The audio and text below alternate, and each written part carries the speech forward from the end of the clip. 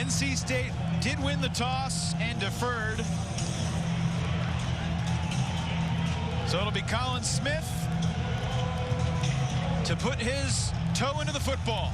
Jawhar Jordan back to receive the opening kickoff, the 12th all-time meeting between the Wolfpack and the Cardinals.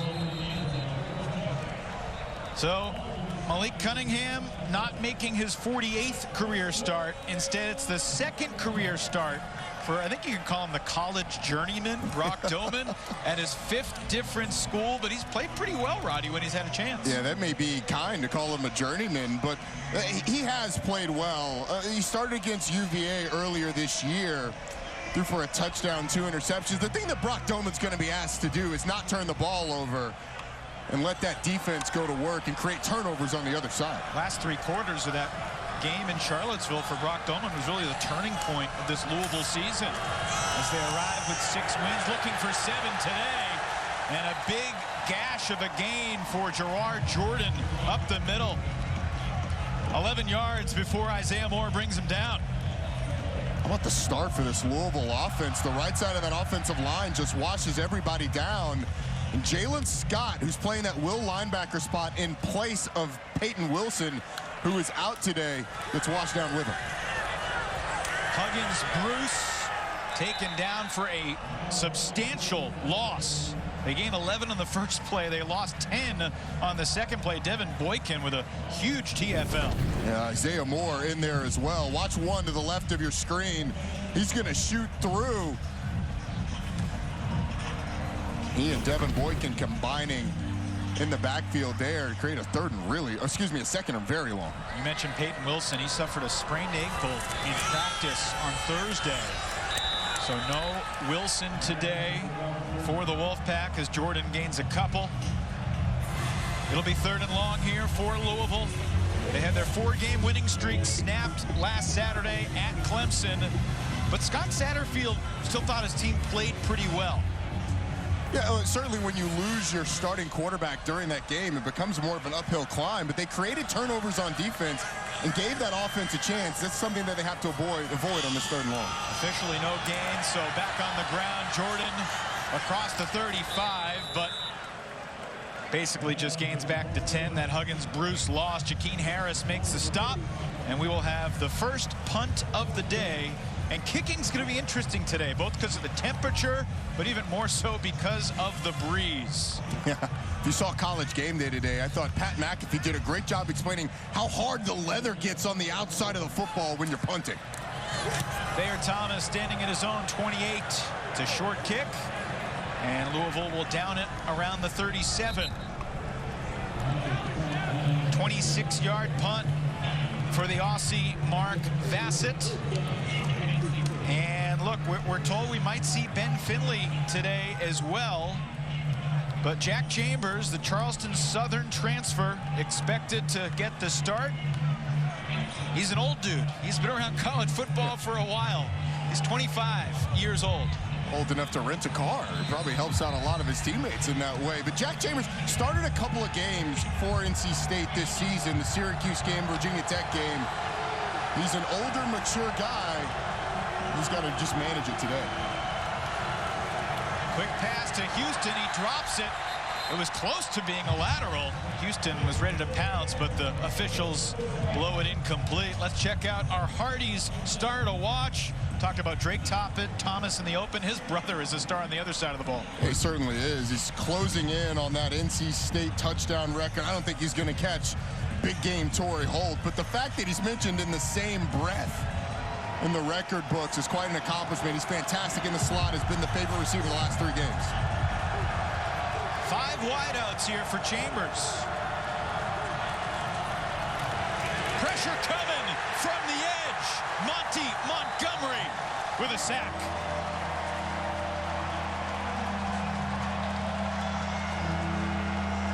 Monty Montgomery, who missed most of last season with an ACL injury, just coming off the edge. Jack Chambers has to know you've only got 5 offensive linemen, so if that 6th person comes, you have to get the ball out. He doesn't do it, and another 3rd and long. And with these backup quarterbacks, You just have to avoid disaster on early down so you can stay out of third and longs. Neither team has done that on their first drive. Oh, bad snap. And that's another storyline for the Wolfpack today. Grant Gibson is also out, so Dylan McMahon takes over in the center spot. And Chambers just got rocked by a flock of red-clad Cardinals. The first guy there looked like it was Yasir Abdullah combining with Ashton Gelati. And that is a sight that no quarterback wants to see. You mentioned the bad snap kind of throws the timing off. I don't care if it was a great snap. That play was destined for failure. And these defenses coming out flying around as we expected in this one.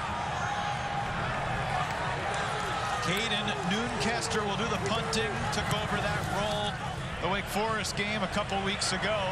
And a pretty good punt that's dropped initially by Smith, and he'll just pounce on it inside his own 25. Well, Vassett had a short punt. Noonkester responds with a 53-yard bomb. He had the wind at his back, though, we should mention. Yeah, this is an interesting stadium with the wind, so that'll be something to keep a track of. Well, both coaches discussed special teams being mighty important.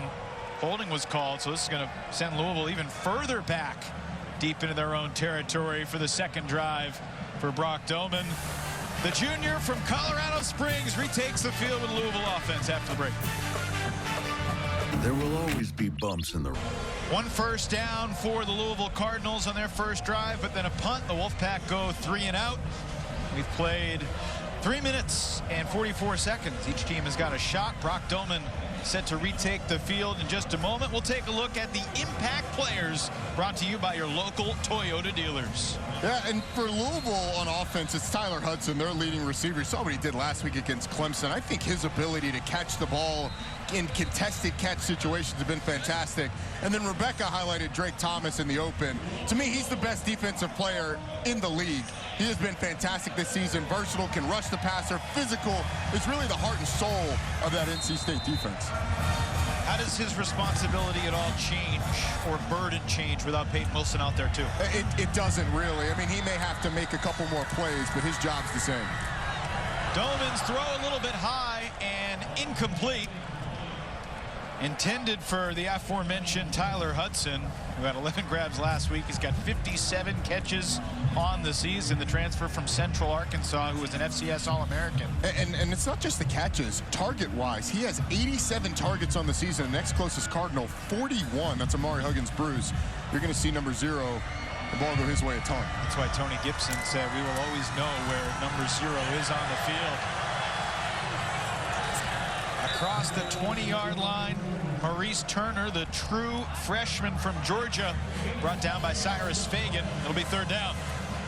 You get a tackle over situation. See there on the end of the line.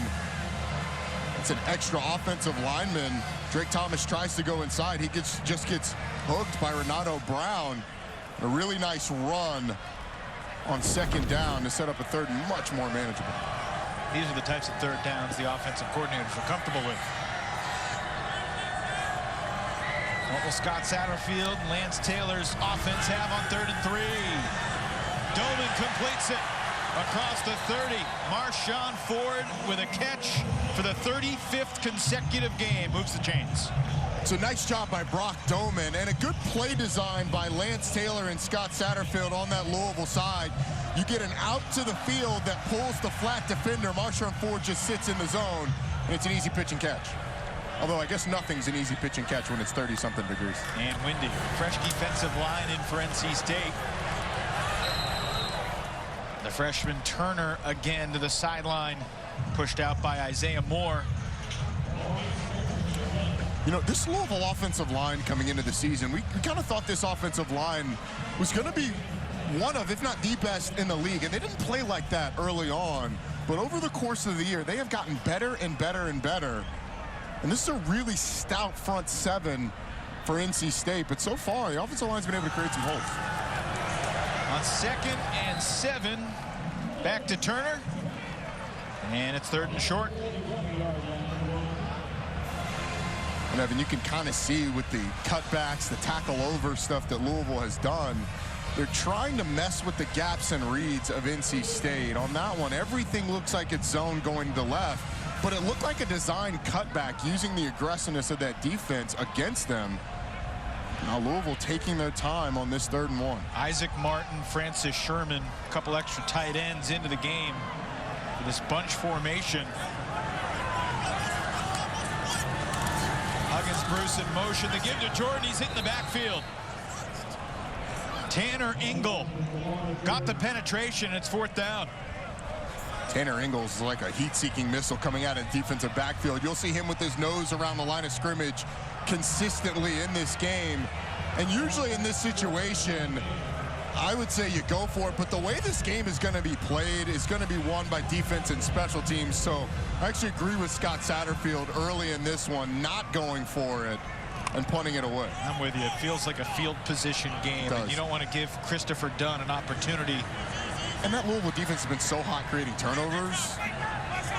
Leading the ACC, 2nd most in the nation in the turnover department, entering this penultimate college football regular season weekend of the season.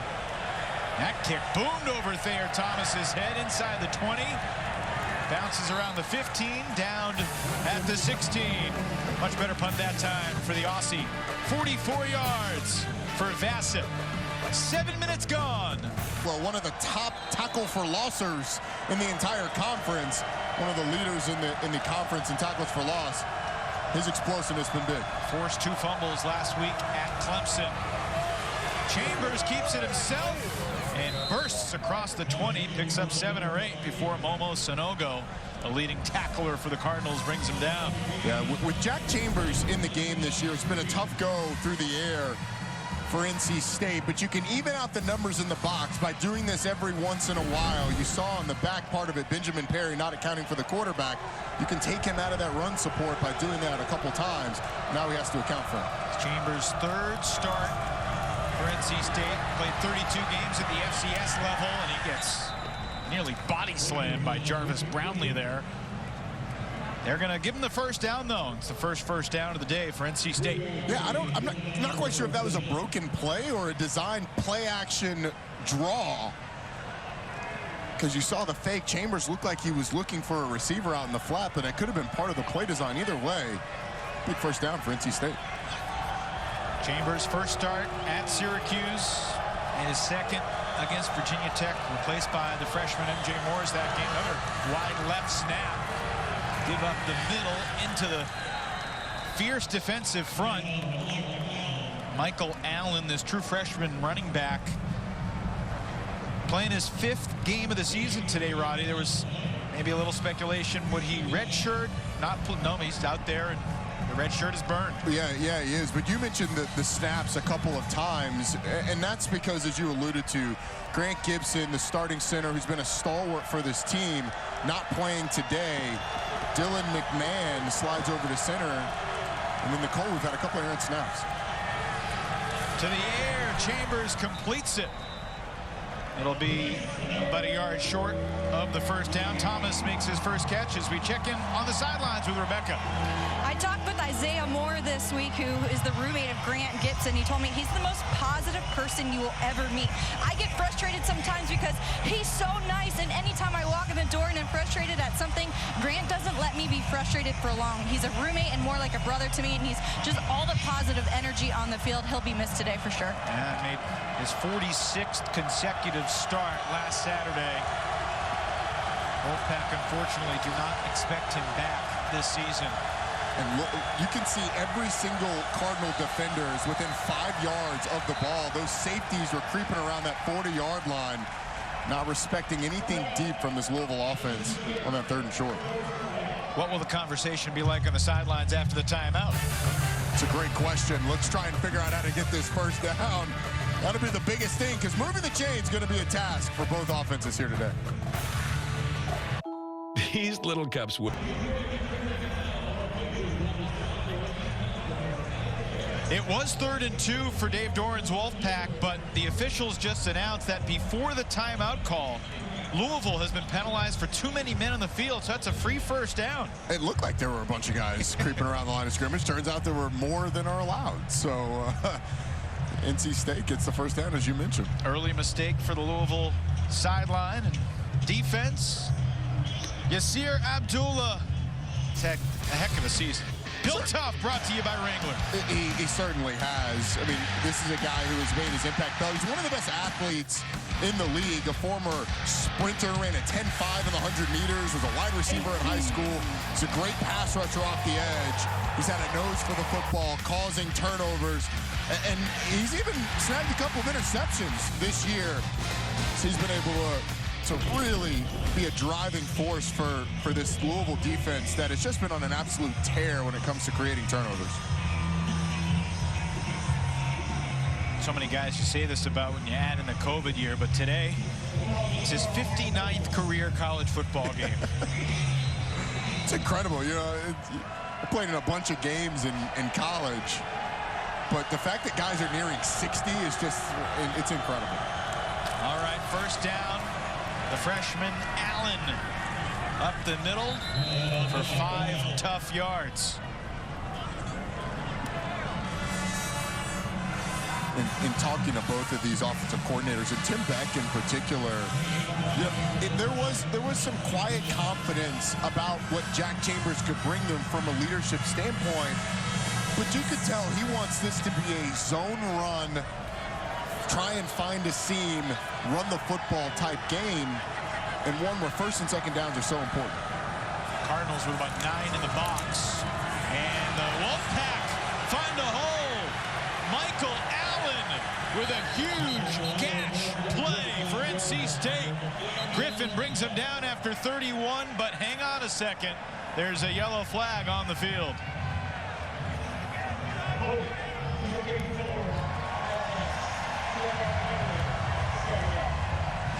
Holding on Josiah Provolone. Brings it back. It's another one of those cutback runs for NC State.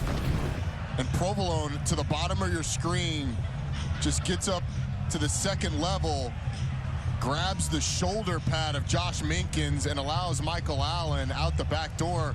And to be honest, it didn't look like much, but you get those hands outside of the frame of the body, and especially as the running back breaks by, it's going to get called. I'm sure fans are on the couch saying, you didn't need to hold. He was already in the hole. He was through. Unfortunately, Josiah doesn't know that before he grabs him. Hold a spot foul. So back to the original line of scrimmage, basically. And Jordan Houston gets very close to the line of game before Brownlee brings him down. You know, this Louisville defense has been prone to giving up some big plays at times. It's really been the thing that has been their Achilles heel. And turnovers have bailed them out a lot, but this feels like one of those games with the way NC State's running the ball. Chambers tries to keep it himself. He needed about a half yard, and I'm not sure. This is going to be very, very close. It's a matter of inches near the spot. And they'll probably have to measure.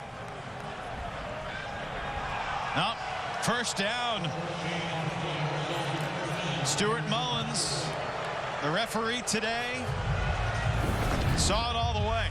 Partisans don't love it, but if the spot says it, then you just go ahead and make the call. Jack Chambers fighting for every inch there.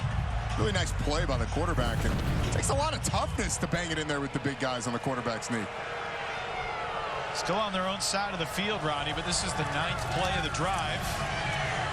Meticulously working their way down the field, and they're not going to get quite to the 50 there as Delbert Mims gets stuffed.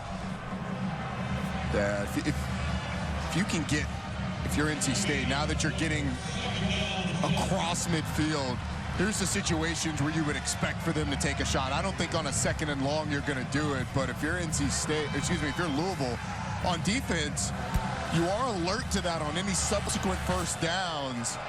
And maybe NC State throws it down the field. 2nd and 10 from their own 49. Chambers looking to throw. Quick pass. And it's incomplete. Dislodged by Jarvis Brownlee. Keon Lassane unable to hang on. It is a fantastic break by Jarvis Brownlee on the back end of this. Just absolutely drives on the quick out and gets there right as the ball does to dislodge it from Keon Lassane and force a 3rd and long, where this really active and athletic front of Louisville, the twists and stunts, are going to make it tough on NC State to pick up and pass pro. So the 11th play of this drive. Can the Wolfpack each across midfield and perhaps move the chains? Pressure coming. Chambers gets rid of it, but it's off target. Looking for Jones on the outside. That's just reps with your receiver that have been lacking, because Jack Chambers, the backup, makes the right decision. There's pressure. NC State picks it up, delivers the ball to the right place, but it's off because of the lack of familiarity with the receiver.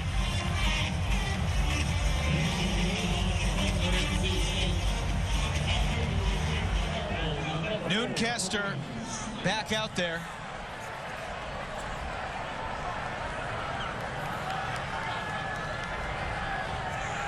+50 on his first punt. If he does that here, it'll be a touchback, so he takes a little bit off of it. Fair catch signaled by Smith at his own 11. Smooth 40-yard punt, no return. And each team has had the ball twice and has not scored. Time to discover the best, brought to you in the mix in late October, November. If only that was, you know, the rankings in the semifinals for Alabama, NC State, Ohio State, Georgia. Interesting games. One of them would be interesting. Tyon Evans up the middle. Wow, that was harsh. Isaiah Moore makes the stop. Obviously, expectations were just sky high for NC State coming into the season. They got off to the good start. They handled Texas Tech. They didn't quite have the goods at Clemson, and then the injury bug has bit this Wolfpack team as much as anyone in the league. Yeah, and you could just tell it's worn on this team. They've continued to fight, though, which has been what you'd expect from Dave Doeren's club. Brock Doman sees a little daylight. Pushed out of bounds around the 17-yard line by Shaheem Battle. All right, so now you've got a 3rd and manageable. They're Louisville. How do you, number one, protect Brock Doman? NC State likes to bring pressure, and I would imagine Tony Gibson would be aggressive here. But the matchup, if they do go man-to-man, is Marshawn Ford against whoever is over him for the NC State defense. Flag flies on 3rd and 4.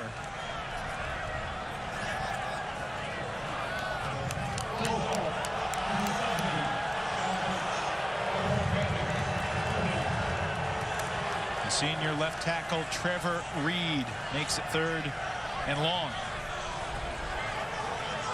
A little bit different proposition here that you're on at 3rd and 9. Especially this spot of the field. Exactly. And this is a situation where NC State likes to drop numbers. They'll drop 8, try and clog lanes, and make you find somewhere to go with the football. 2 wideouts on each side of the field. Doman dumps it off to Jordan, and he breaks a tackle, and he gets the first down. 13 yards on the quick dish to Jordan. Well, it's just the design. It's almost like a screen pass, but watch the blocking out front. You get a couple of linemen releasing, and a great job by Michael Gonzalez, number 68, throwing the block on Drake Thomas. Really nice play call by Scott Satterfield, too. Jordan breaking the tackle of Jakeem Harris to get a couple extra yards. Jordan again to the outside. Fagan ushers him out of bounds, but after another significant gain, Jordan picks up 17 more. This is what we call having something for the unblocked defender as he cuts back one-on-one in the hole with Aiden White. Just gives him a little bit of that sauce and then gets out the back door and up the sideline.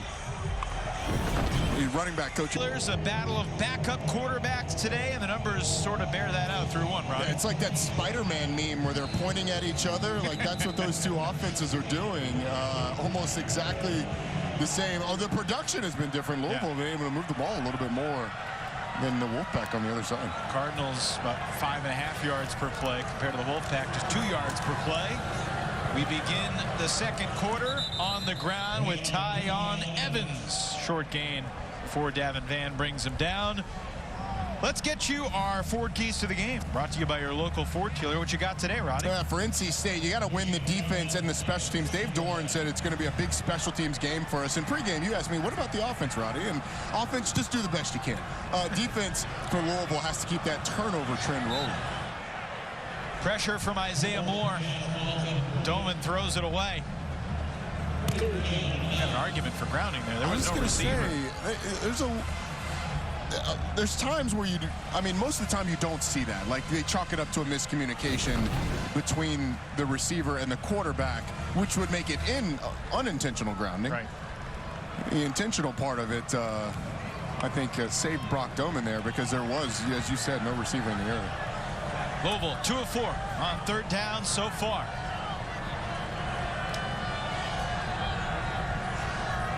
Cardinals need 9. Blitzer's coming. Doman steps up, but he cannot escape the wrath of Drake Thomas. Two-year captain. Blitzers from everywhere. Tanner Ingles coming from down the street on the blitz. They actually do a good job of picking it up, but the coverage down the field forces Doman up, and Drake Thomas absolutely finishes him. But Tanner Ingle is about as good as anybody in the conference at timing of blitz. He's almost got that Troy Polamalu sense of when the ball is going to be snapped. Always hits it on the run. Those instincts that you can't measure. Bassett's third punt. It's a good one. Fielded by Thomas, and he's down inside the 5.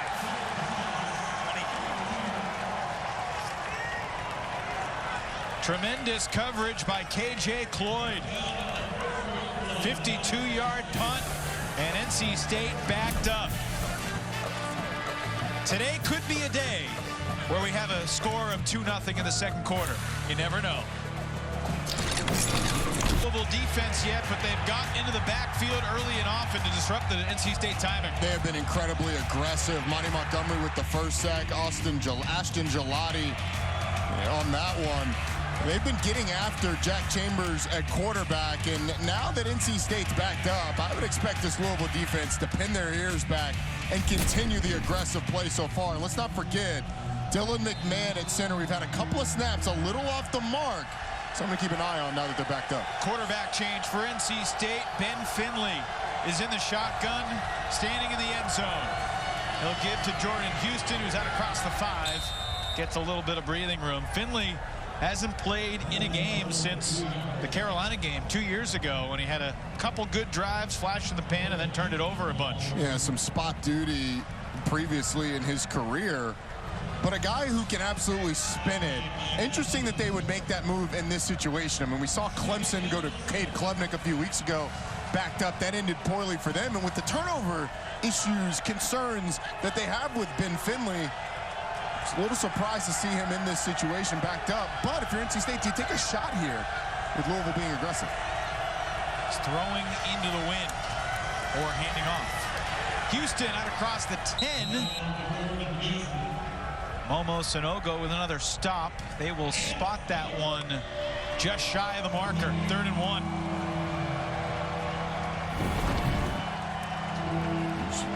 It's a little outside zone play to the same side that Jordan Houston was lined up on. You get a sense if they're going to leave Ben Finley in for this 3rd down, and they are. This 3rd and short.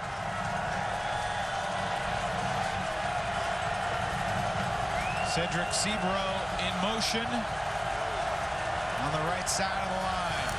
3rd and 1. Louisville's defense does the job. Brian Brown dedicating basically everyone who wasn't covering a wide receiver towards stopping the run here. Backup to the backup, quarterback in. Backup to the backup to the backup, really. Quarterback in the game for NC State. And so Brian Brown almost daring them to throw the ball down the field, able to come up with a big stop on a 3rd and short.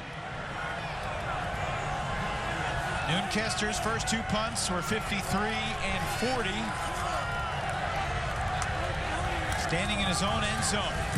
His 3rd punt of the day. into the wind for the first time. Fielded right at midfield. 37 yards on the punt, no return. We remain scoreless here in Kentucky, and now a quick message from Works Nitro. Meet Works Nitro. Powerful tools for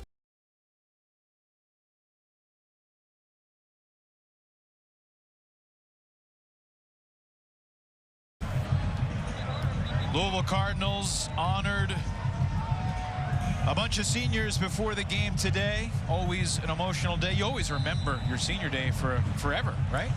Yeah, particularly if you play your rival. These guys are not obviously playing theirs. I played my biggest rival there, and it wasn't great for me. Throwback pass, Marshawn Ford leaps past the lineman. Ford down the sideline. Biggest play of the day for the Cardinals. 37 yards. Taking over at midfield, you thought, all right, does Louisville take a shot? And it's sort of a misdirection screen back to the tight end, Marshawn Ford, who gets a ton of blocks downfield. Look at Tyler Hudson, the leading receiver, blocking a couple of Wolfpack defenders. And then the speed by Marshawn Ford gets Louisville in great position. Really nice call by Scott Satterfield and Lance Taylor. Officially 38 yards, 1 yard shy of the season long. Back to the ground with Jawhar Jordan. And a short gain. First trip into the red zone for either side today. Each of these coaches, offensive coaches, will have, anywhere from 5 to 10 plays that you really get one shot at. That screen was an example of one of them. But you want to break them out at the right time so they can have the biggest impact. Scott Satterfield timed that one up perfectly. Now my question is, hey, running the ball is going to be tough. Do you throw it in the end zone once and see what happens? Doman looking to sling it. Shot to the end zone, right on cue. It's incomplete. Hudson got his hands on it, but could not bring it in. Actually ended up being a really nice throw by Brock Doman, just to fade down towards the end zone. Oh, Tyler Hudson had it against Shaheem Battle, who never turned around to find the football. It's a really nice throw by Doman, giving his receiver a chance. Sure was.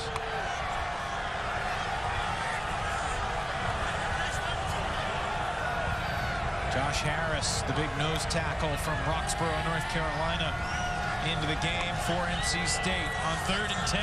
Play clock's winding down. And Doman takes a timeout to save the 5.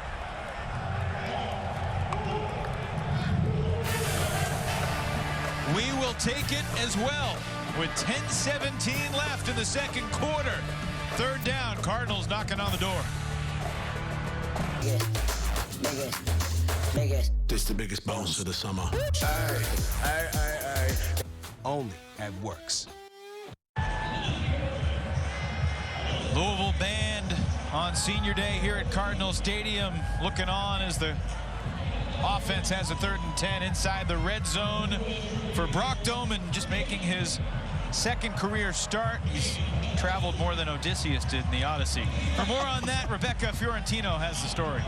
I had a chance to talk with quarterback Brock Doman's older brother JoJo this week, and you could hear the love for his brother through the phone. He spoke incredibly highly of Brock and everything he's been through up until this point, going to all the different places he's been to and landed here at Louisville. I asked him if there was a word that sums up his journey, and he told me, honestly, the first word that pops into my head is miracle. He thought about it for some time and tried to think of a more humbling word, but for his brother, he said miracle does it the most justice. JoJo is currently a linebacker for the Indianapolis Colts, 2 hours away, and this weekend is what the Doman family calls a 2-for-1. They're here for Brock's game today, and then they'll make the 2-hour drive to Indianapolis to watch JoJo tomorrow. The reinvigorated Indianapolis Colts after the coaching change. JoJo played college football at Nebraska. Inside the red zone, brought to you by CPI Security on 3rd and 10. Jawhar Jordan gets drilled. Tanner Engel, what do you call him, a heat-seeking missile? Yep. It's not very hard to seek heat on a day like today when you've got all those bodies flying around. But Tanner Engel always brings it on the right side of your screen. He just fills the hole, brings down Jordan shy of the line to gain. Nice stop by this NC State defense, and now a crucial field goal by Louisville. At least James Turner is from Michigan, so he's experienced the cold. 15 of 17 on the year. This is from 26. And Louisville strikes first. 3-0 Cardinals.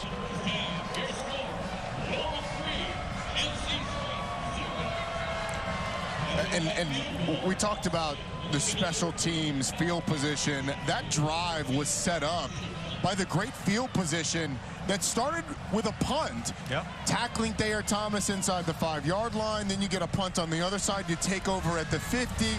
One big play gets you into field goal range. Your offense kind of stalls after that, but it leads to points. That's what we mean when we say this is a defense and field position game, because your defense gets stops that let your special teams set up future possessions where one play can get you points. Complimentary football. They also got the stop on 3rd and 1 at the 13-yard line. And the big play to Marshawn Ford, 38 yards, sets up the Turner field goal. Travelstead back out there for the kickoff. Mention Brock Doman traveling more than Odysseus in the Odyssey. I take it you've read the Odyssey? In college, a while back. There you go. Oh, boy. I think I said I read it. I never actually did. Well, no comment. Touchback. NC State to the 25. Now the question is, if you're NC State, how do you try and create your own big play? What play do you have in there that can get you the Marshawn Ford long run? Let me tell you, I think it involves Thayer Thomas, but I'm not sure if he's throwing it or catching it. I mean, it could be both. It will certainly involve Ben Finley as well, as you see Jack Chambers on the sideline for the 2nd consecutive series. Obviously, Ben's older brother Ryan had a heck of a career for the Wolfpack. Two guys, very different personalities. Kind of a sidearm sling with pressure coming. Diaby in the backfield, and Thayer Thomas, the intended target, 2nd down. It was well covered by the Louisville defense. They had the flat all taken care of, and then pressure in Finley's face. It was wise just to get rid of it. Wolfpack offense, we mentioned obviously MJ Morris, Grant Gibson out, Devin Carter also expected to be out for the 2nd straight week on the outside. Finley to throw again, floats it over everybody. Closest receiver was wearing all red. Keetrell Clark. That's one of those routes that's a side adjustment. If the defender's playing back, it's a go ball that's called, but if the defender's playing off and you're not going to beat him on the go, you stop and bring it back. And Daryl Jones and Ben Finley just on completely different pages there. I thought Daryl Jones made the right read, stopping and coming back down the stem.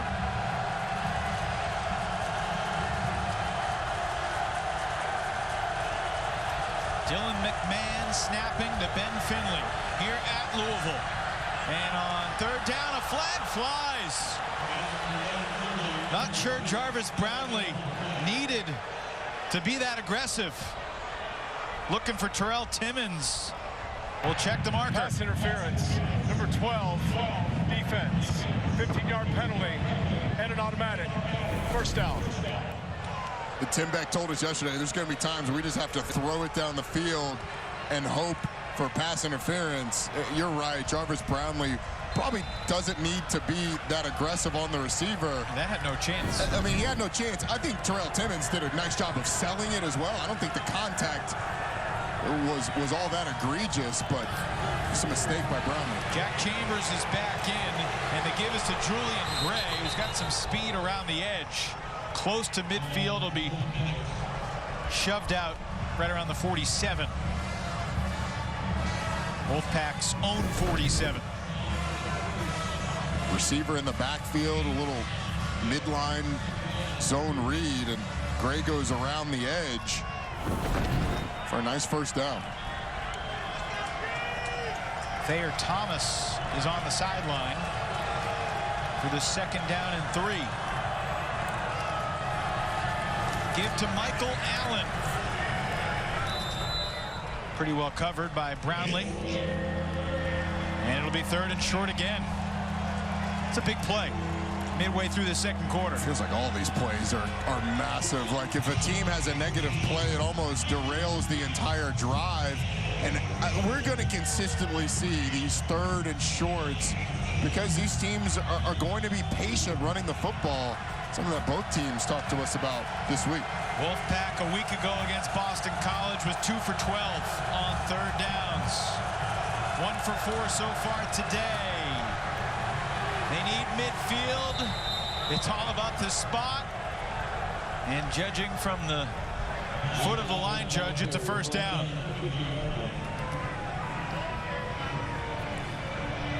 The cliche, football is a game of inches, is going to be all over this football game.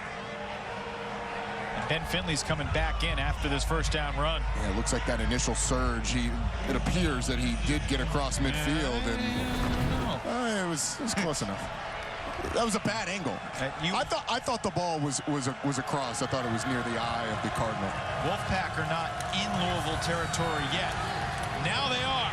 Darryl Jones gets drilled by Monty Montgomery, but it's a 17-yard pass from Ben Finley. You can see the way the ball comes out of Finley's hands. It's why they really like him. This is a guy that's been on scout team really the entire season. And Dave Doran told us, I think we'll probably be surprised at how much he has gotten better having to go against this NC State defense every single day in practice. Gibson saying they don't make it easy on him, and they give him the freedom to make the decisions against that defense. Nasir Abdullah brings down Allen. Pretty good drive here, though, from NC State in response to the Turner field goal. Certainly is. They were helped out by a pass interference penalty by Jarvis Brownlee, but that's part of the game. It's part of the game plan for NC State. Sometimes you're going to have to force the issue. They were able to get the call. Jack Chambers back in the game. Interesting how they've rotated these two mid-series. As a running back, how would that impact you? Honestly, it does. It impacts the where you take the handoff. Ben Finley 6'3", Jack Chambers 5'10", and handoff goes from different places. Allen ran into his lineman. It'll be 3rd down. Evan, it's funny that you ask how does that impact you, because that was one of the biggest adjustments that I had to make when I got to college, was taking handoffs from guys that were like 6'3", 6'4". Right. My school quarterback was 5'9". So it wasn't in the belly, it was more in the chest. And NC State been managing those two guys. They're going to go empty here, it looks like. Ben Finley coming back in the game. Yeah, how about this? The alignment, and the only sub coming in is the quarterback. No, if I was Louisville, I probably would have subbed too, just to run the play clock down more. Play clock is winding down, and it looks like NC State's going to take the timeout. Wolfpack with their best drive of the day. 3rd down and about 4 when we return. I'm being asked to describe the QX60 with one word. I was going to say fabulous, but fabulous just seems so cliche. Well, earlier on, Roddy was talking about adjusting to different quarterbacks as a running back. I talked with Thayer Thomas how they adjust as a receiver, and he says it's not as simple as people think, the pass and catch, working with different quarterbacks, specifically with the way the ball spins and how much each quarterback throws it. He compared it to when you face a pitcher in baseball, something he's familiar with having been on the baseball team at NC State. Each pitch looks slightly different. Jack Chambers throws it more baseball style. He's like a middle infielder. He rips it, and you can tell he played shortstop and second base growing up. Thayer Thomas would know, former Red Sox draft pick. Roddy, you were drafted out of high school by baseball. 3rd and 4. Finley slings it complete. 1st down and more for Darryl Jones. Inside the 15. Needed 4, got 14. Little flash fake brings the linebackers up and frees up the slant right behind him. A nice job by Ben Finley of putting it right on Darryl Jones. He's able to just catch it close to his body and hold on to it and get that 1st down. That's what Ben Finley gives him that hasn't been there with Jack Chambers. Third catch for Darryl Jones. 1st and 10 at the 13. And that one thrown out of bounds. Montgomery bringing the pressure. Pretty mature decision there by Ben Finley. See, he's not expecting the snap. It comes hot at him. He's fortunate to be able to field it and then just throws it out of bounds over the head of Michael Allen. You avoid the grounding. You avoid disaster. Yeah, that could have been a catastrophe. Yes, it certainly could have. We saw that watching the end of the Pittsburgh-Duke game earlier. Now, Pittsburgh survived a really bad punt snap that allowed Duke to score what could have been the game-time touchdown, but they got the defensive stop on the two-point conversion. Incomplete on 2nd down. Will set up 3rd and 10. You know, in the 12 o'clock hour earlier today, Florida State and Duke both going for their 8th wins, Roddy. Florida State comes up with win number 8. Duke comes up short. NC State trying to join the Seminoles in the 8-win club here today. Yeah, they certainly are. Big 3rd and long. That one, Ben Finley absolutely fired. It's going to, this play is as much about trying to figure out who's coming and from where from this Louisville defense. Looks like you're going to get pressure from both sides. That ball, oh, it was nearly intercepted. Somehow Monty Montgomery let it slip through his fingers.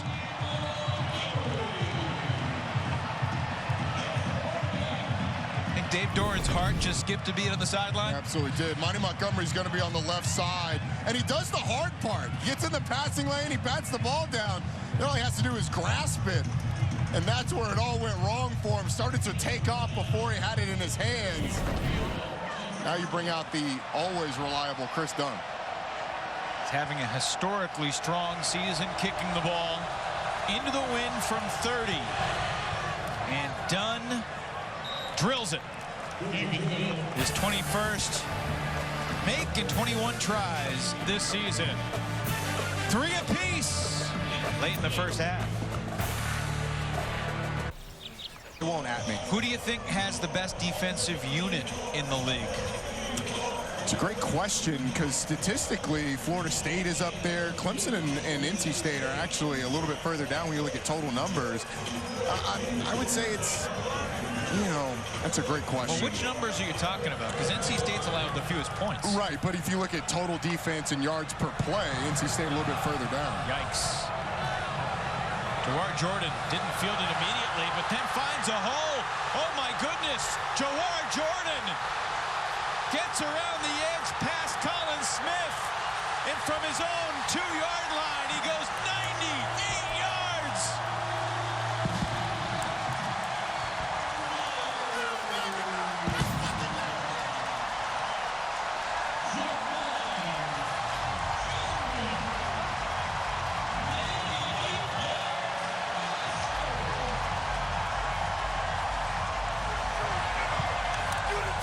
Insanity, because that looked like a disaster in the making.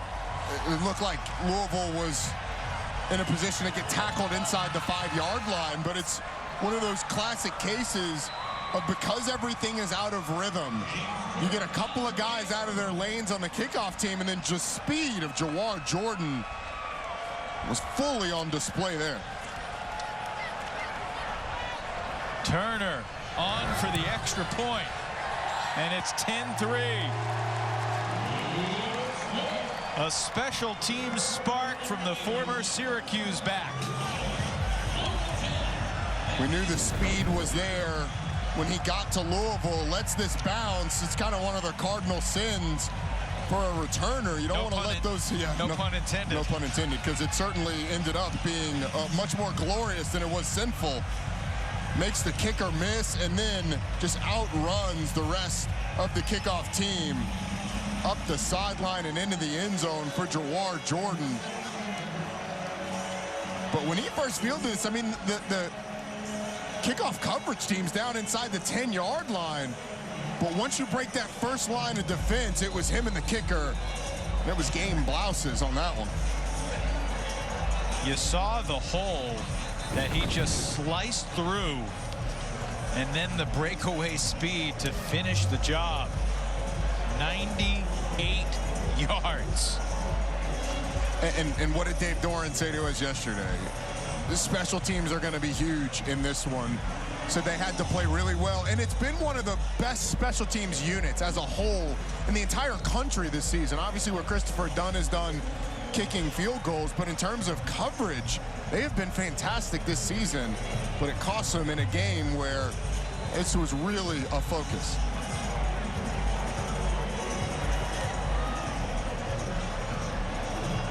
First kickoff return touchdown to the season for Louisville. They had one in the First Responder Bowl last year against Air Force. Wow. I don't know about you, Roddy.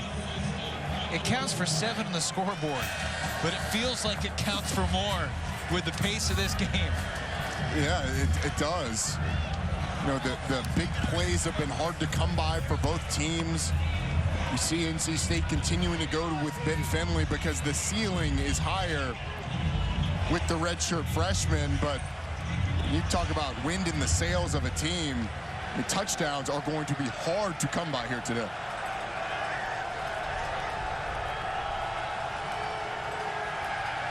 Finley back to the air, almost intercepted.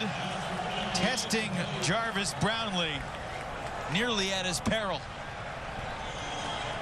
Jarvis Brownlee is kind of one of the stories of this Louisville defense.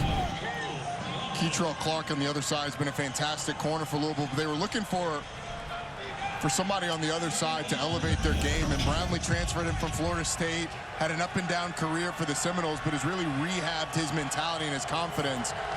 Almost brought that one down. We have not seen the Wolfpack attack Keitrell Clark that much so far in this game. They're going to Brownlee's side as they complete the short pass to Porter Rooks. Just his 11th catch of the season, sets up another third and manageable from the 32. You just wonder how much of the playbook is available to NC State with Ben Finley in the game. He's been running scout team all year. And when you're thrust back into the lineup in this position, how much time could you have dedicated to the game plan every single week? And certainly the reps will have been lacking. Wolfpack 3 for 7 on third down. That's complete. Rooks again to move the chains. It's a nice couple calls by Tim Beck for Ben Finley. Some simple reads, simple throws. Louisville opting not to go man-to-man. Zone on the outside. You get a clear-out route with a little dart to the flat. And Finley's able to find the completion. Finding a little bit of a groove. Of course, that can be undone with one errant throw at any moment, so don't get too comfortable. Louisville thought there was movement. That pass incomplete. Jones can't hang on through Brownlee's pressure.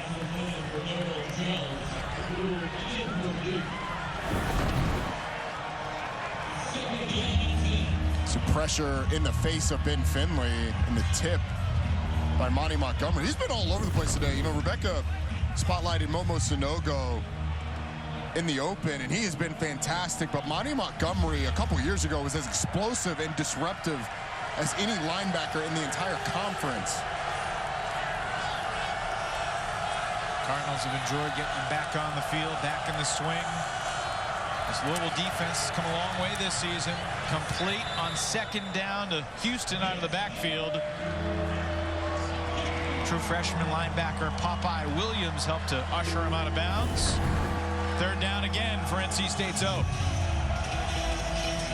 Couldn't think quite quickly enough about a Popeye the Sailor Man joke there, but nice play by Ben Finley. It seemed like that's where he's the most comfortable, throwing those types of routes. Gonna have to push the ball downfield a little bit more here, you would think. Popeye ate his spinach in the pregame meal. Yeah, there you go. That's what it should have been. Apologies to everyone out there. On third down, Finley under pressure, down he goes. Yasir Abdullah does it again.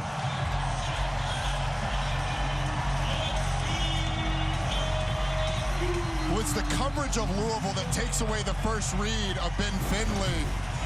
And then Yasir Abdullah, one-on-one against the tackle around the edge against Timothy McKay, almost causes a fumble as well. But the speed of Yasir Abdullah has given tackles in the ACC trouble all year long, and it does it again there. The senior from Miramar, Florida. He had dreams of recording 20 sacks in a season. That was an ambitious goal, but he does cross over the 20-sack plateau for his career with that backfield stop. And Louisville took the timeout to save time, thinking about a possible 2-minute drive here to finish the half. Yeah, and obviously going to have the opportunity to do that with Brock Doman on the other side. You know, it feels a lot like NC State wants to stick with Ben Finley because of what he gives them in the pass game. But NC State has to get open down the field, and that's really where they've struggled for a lot of the year. Whether it's been Devin Leary or Jack Chambers or MJ Morris. They have not had Emeka Emezi. And then coming into this year, I think the loss of Emezi was looked over by a lot of people, but the big plays that he created down the field on jump balls, on 50-50 balls, have sorely been missing this year for NC State. Here comes the fourth punt for Caden Noonkester. Redshirt freshman from just outside of Charlotte and Waxhaw, North Carolina. His fourth punt of the half. Just do get it off before the play clock expires. It's a shorter kick and a fair catch made by Braden Smith out near the 35. Shortest punt of the day, just 29 yards into that stiff Kentucky breeze. And now, if you're Louisville, how aggressive are you in this situation? I mean, you call the timeout to have enough time to put together a drive, but with an aggressive, very good NC State defense and a 7-point lead, NC State gets the ball first in the second half. How aggressive do you opt to be with Brock Doman? I think early in this drive, I'd try and find Marshawn Ford. Tyler Hudson would be the other one that you would go to, but I'm going to try and find Marshawn Ford. Maurice Tucker's alongside Doman in the backfield. Turner, little hesitation, and he picks up 5 on first down. Feels like one of those drives, Roddy, where you kind of slow play it. If you get a first down, then you pick up the tempo. Yeah, I think that's what they're going to go with. And NC State with another hit to that defense. Devin Boykin was taken to the locker room. His return is questionable so far. Turner makes the catch. White makes the hit. Clock continues to tick. 1:45 remaining in the second quarter. Without Devin Boykin, who's in there for Tyler Baker-Williams, who missed this one, you're down to your third stringer at that nickel spot.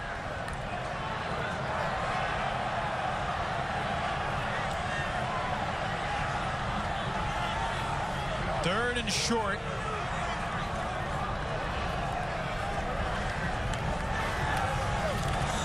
Doman keeps it himself, and he's got the Wolfpack fooled. First down, Cardinals. Picked up 11. Brock Doman, not a huge run threat, but can run well enough to keep you honest on his own read. Really nice call by Scott Satterfield to pull it, get around the corner, get the first down. Doman, oh, what a flip! It's incomplete. Incredible awareness. Davin Vann bearing down on him, and he just flicked it to Turner. Not exactly a tight spiral, but one Turner still should have had. It's like an option pitch, a shovel. It's like, I mean, it is great awareness. Maybe some nerves of steel, great creativity. It's like all of those things rolled into one. High snap. Doman gets rid of it quickly. To the outside, Amari Huggins-Bruce. Down near the 40-yard line. Beg your pardon, it was Tyler Hudson. The clock continuing to tick down, now inside of 45 seconds. I think if you're Louisville, you're thinking, let's just get in field goal range for James Turner. He's going to have the wind at his back. the edge. Turner showing the speed. He's out of bounds. Stops the clock, moves the chains. 10 more on the ground for Louisville. I think the Louisville coaches were probably telling him, get out of bounds, get out of bounds, get out of bounds. He clearly steps out of bounds, but the young running back was fighting to stay in and try and break that thing down the field. They're on the outside of field goal range. They do have the wind at their back right now. So the outside edge of Turner's field goal range. His long this year is 48. NC State. He's made one 50-yarder in his career. NC State takes a timeout here defensively. Turner just 1 for 6 in his career from 50 and beyond. So you'd love to get him, within 35 yards here if you could. Yeah, the question for the coaches of Louisville would be, where are you comfortable running out James Turner and kicking that field goal? But this timeout by NC State gives you a chance with Brock Doman to just remind him of the most important things in this situation. You're trying to get points. You don't want to take a sack. Certainly don't want to force the football and have a turnover. And then you can also remind him of what they expect to see from NC State in this situation, because as you get closer and closer to that goal line, you've got to contend more and more with the pressure that Tony Gibson likes to bring on the other side. Fans here in Louisville rocking out to Blink 182 as we pause for a quick word from Wrangler. It's in all of us, the courage to go all in. Wrangler, for the ride of life. Every single game, coaches stress it's going to be about all the small things, Roddy. I very rarely think it's about all the small things. Jawhar Jordan is in the backfield alongside Brock Doman, the journeyman junior from Colorado. Doman steps up, completes it. Inside the 15 goes Tyler Hudson. Great delivery by Doman. Now you hurry up to the line of scrimmage. Clock stops on the first down, and we'll start again when the chains are set. Not looking to spike it, instead throw it over the head of Huggins Bruce in the end zone. 18 seconds left in the half for the Cardinals. Still have that timeout, so if Scott Satterfield wants to try and pop a run, it's absolutely available to him. You've got time. You've got time for enough plays where you can have a run, throw it in the end zone again, and then have to go try and kick that field goal. That's what you have to do. Fake the handoff on the jet sweep. Doman with tons of time. Throws back across his body, which is always a dangerous thing to do, especially with Drake Thomas looming in the area. Incomplete. I actually thought it was a fine decision. I mean, Braden Smith is wide open. He's all by himself in the middle of the field. It's just a terrible throw. And it's hard to get enough on that to get it back to your receiver, but and there was nobody really near Braden Smith, and if he leads him the other way, there's not a defender in sight, but it's behind his intended receiver there. NC State taking a timeout here. NC State. It's third down. Louisville has 10 seconds, and most importantly, they have a timeout. So this play can go anywhere on the field, and they can use the timeout theoretically to get the field goal team on the field if that's necessary. I would absolutely not be surprised if Scott Satterfield hands it off here. You try and catch NC State off guard, try and find a seam. Maybe you end up hitting your head on the goalpost. But if you put it in Brock Doman's hands, the thing that you're telling him is, number one, no sacks once again, and number two, 10 seconds, you can't run around forever. Get rid of the football if it's not there. Live to fight another day. But at the same time, you're reminding the quarterback that, hey, look, if you drop back and the Red Sea parts in front of you, take off. See what you can get up the field.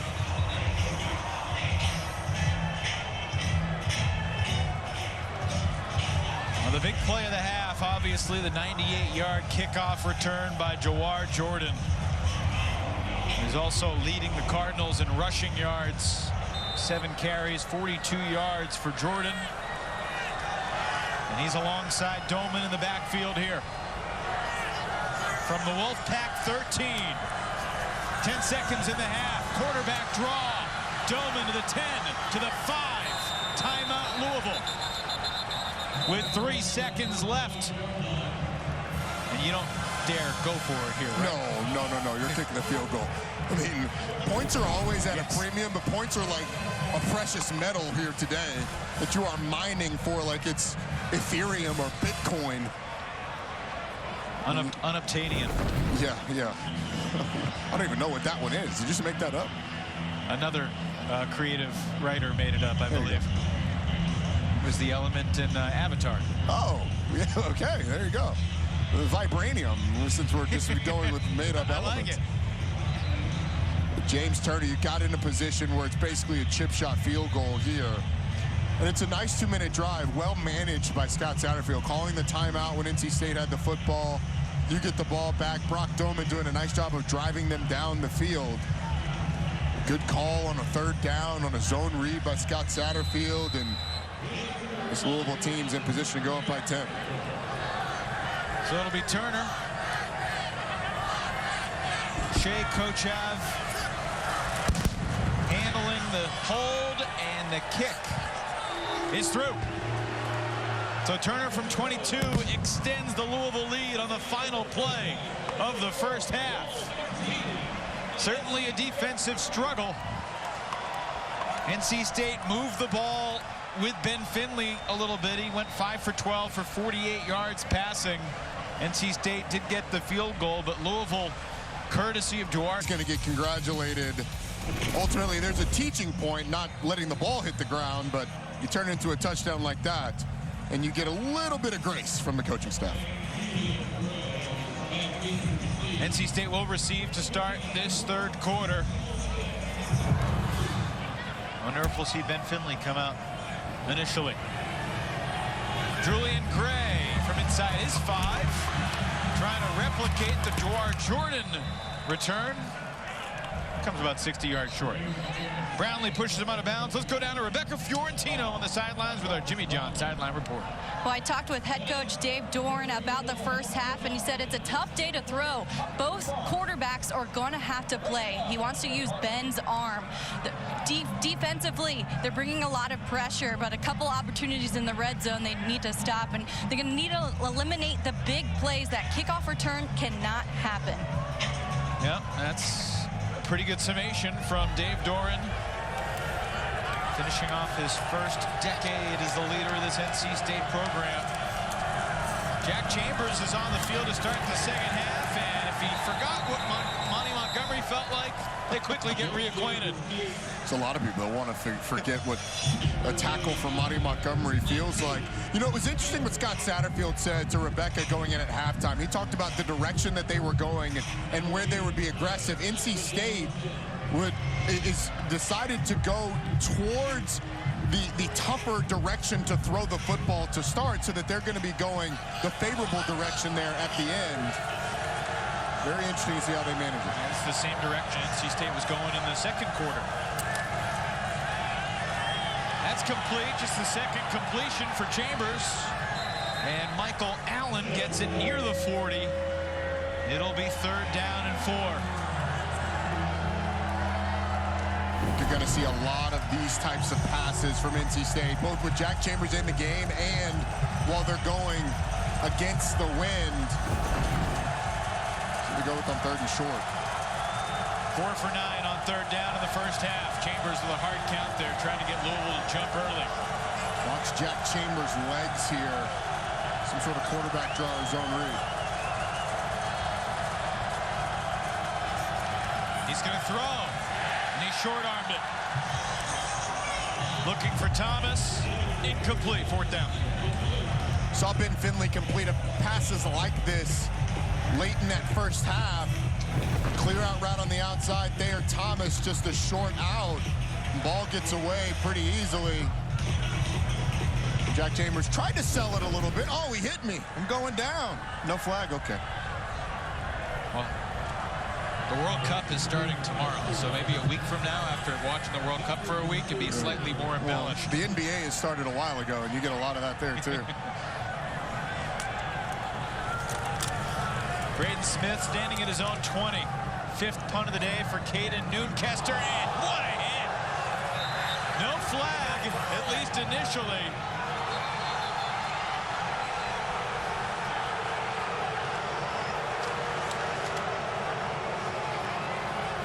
Keon Lassane with the stick. Well, you had Braden Smith opting not to call the fair catch, and thought it was pretty well timed by Keon Lassane. Braden Smith catches the ball and then is immediately hit by Lassane. Thought it was a good no call by the officials. Scott Satterfield obviously not super happy about it, but thought it was a little quick. Well timed by Lassane.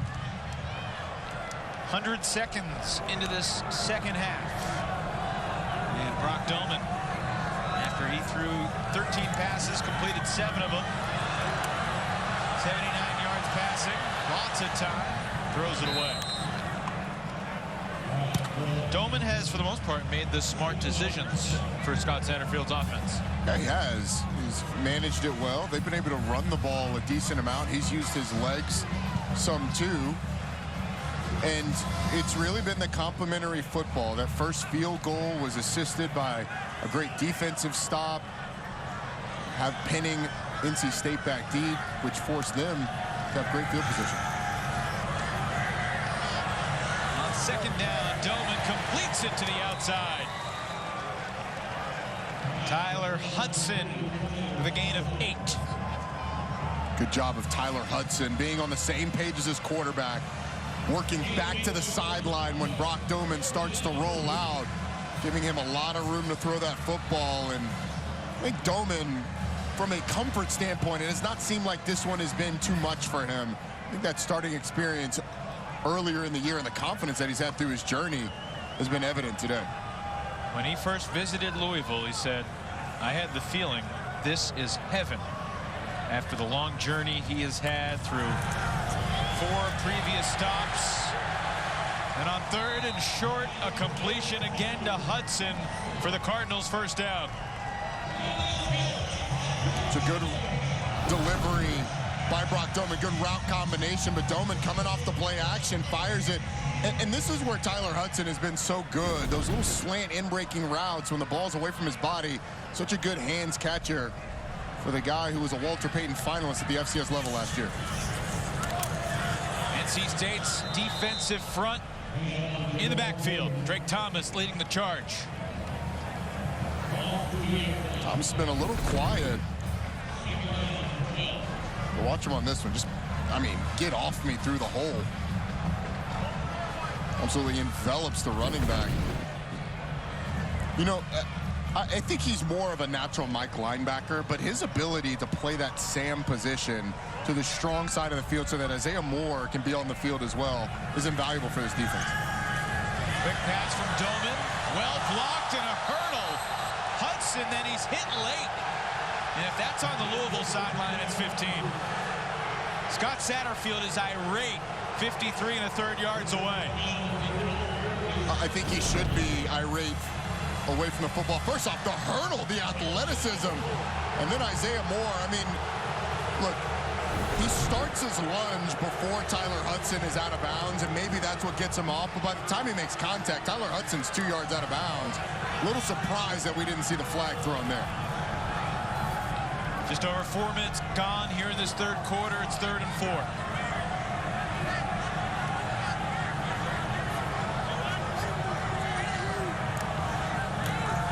Doman. Pretty good job protecting, but time runs out. And it's incomplete. Thomas, you talk about the football instincts, Rodney. I mean, is that just a natural thing that a guy has? Yeah, well, it's some of it is natural. Some of it is film study. Some of it is just a desire to always impact the game. Watch what Drake Thomas does on the left side. He's just going to spry Brock Doman right there. Meets him in the hole. There's nowhere for Doman to go, and he causes that 3rd down incompletion. That's not going to go down for anything in the stat book other than maybe a hurry, but Drake Thomas caused that. Mark Bassett punted 3 times in the first half. It's a low line drive kick. Punted left-footed that time. Yeah, that was strange. And it will work out about as well as Bassett could have imagined. It's still trickling. I think the wind is actually blowing it. That's a 50-yard punt in the stat book. We don't show too many replays of punt. We might have got to take a look at that. Wearing the white hat and the headset, taking a look at that last punt. Left-footed kick from the Aussie, and this might have been off the leg of Hutchinson right around the 13-yard line. That's what they ultimately ruled on the field after further discussion. Yeah, and we thought that the trickling inside of the 5-yard line was just due to the wind, and it had not been touched at that point. It did look like it glanced off the leg of Hutchinson. Stuart Mullins taking a long look at this one. Yeah, so that was the call on the field, that it did go off the leg of Hutchinson. I don't think you can tell from that angle. It was close. It was very close. The ball was illegally touched at the 13-yard line. First down.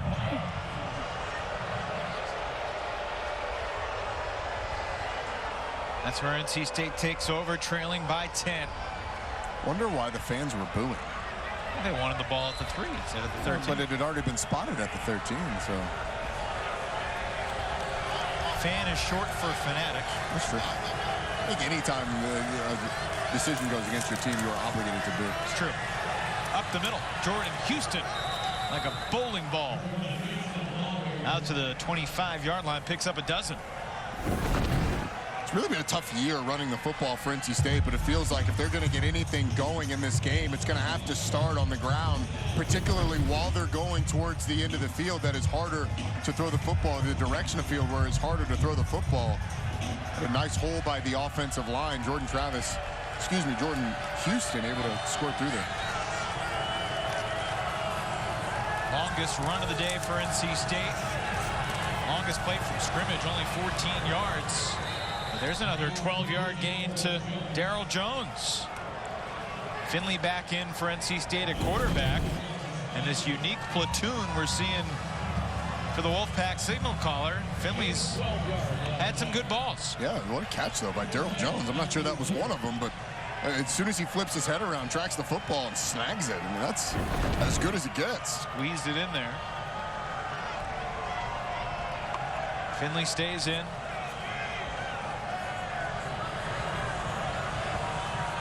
And Dylan McMahon replacing Grant Gibson at the center spot. Play action, pressure coming. Downfield, Darryl Jones. Best throw of the day from Finley. And the longest play from scrimmage for NC State, 17 yards. Talk about arm talent. Watch Ben Finley, who fades to his right and then throws back to his left, right on the money to Darryl Jones. That's a big-time throw, a big-time ability throw. You can't teach that.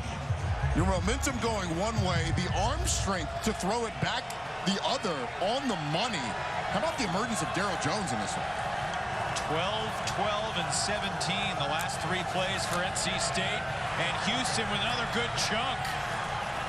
It's a first down for Houston. He'll pick up 11 before Chandler Jones brings him down.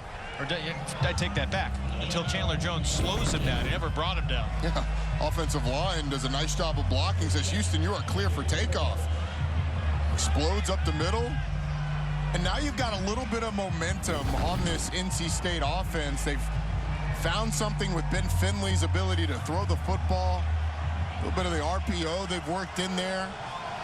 And now I think it's going to force Louisville to back up a little bit and make it easier to run the football. 4 straight plays of 10+. Finley looking back for the wheel route, and he's got his man. Michael Allen, 34-yard touchdown. NC State right back in it.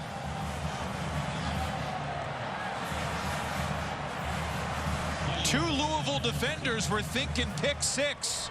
and instead it's a Wolfpack score. It was one of those throws that when Ben Finley makes it, my initial thought is that's a terrible throw. And then it somehow finds Michael Allen, and you say that's an unbelievable throw.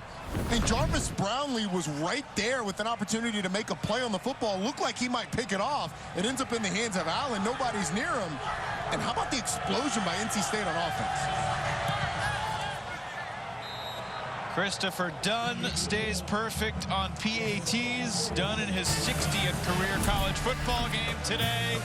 And how about Ben Finley, his first touchdown pass in a couple years? 13-10, Wolfpack within 3.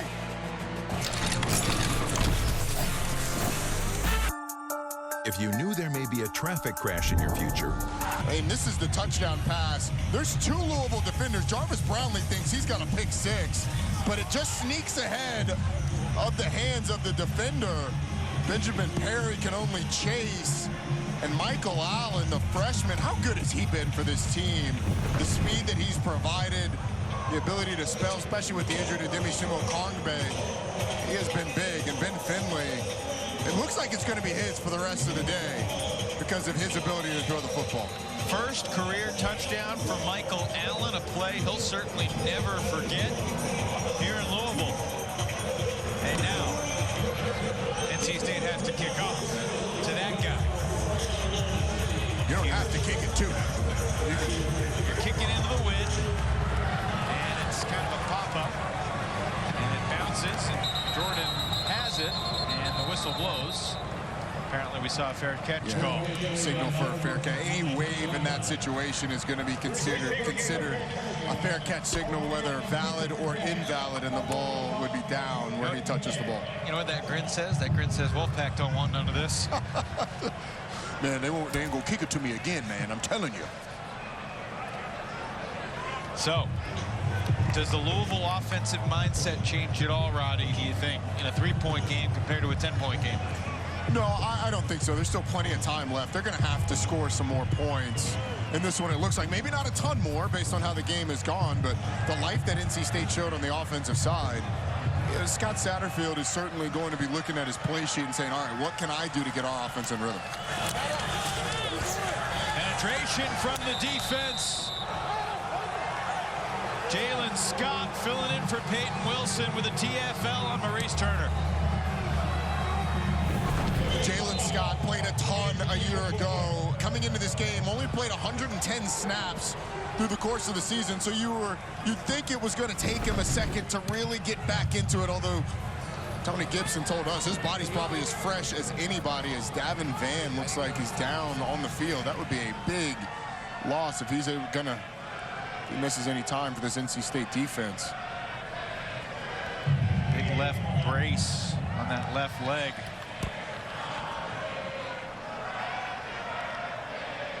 We'll take a timeout as they check out the sophomore from Cary, North Carolina, Davin Vann.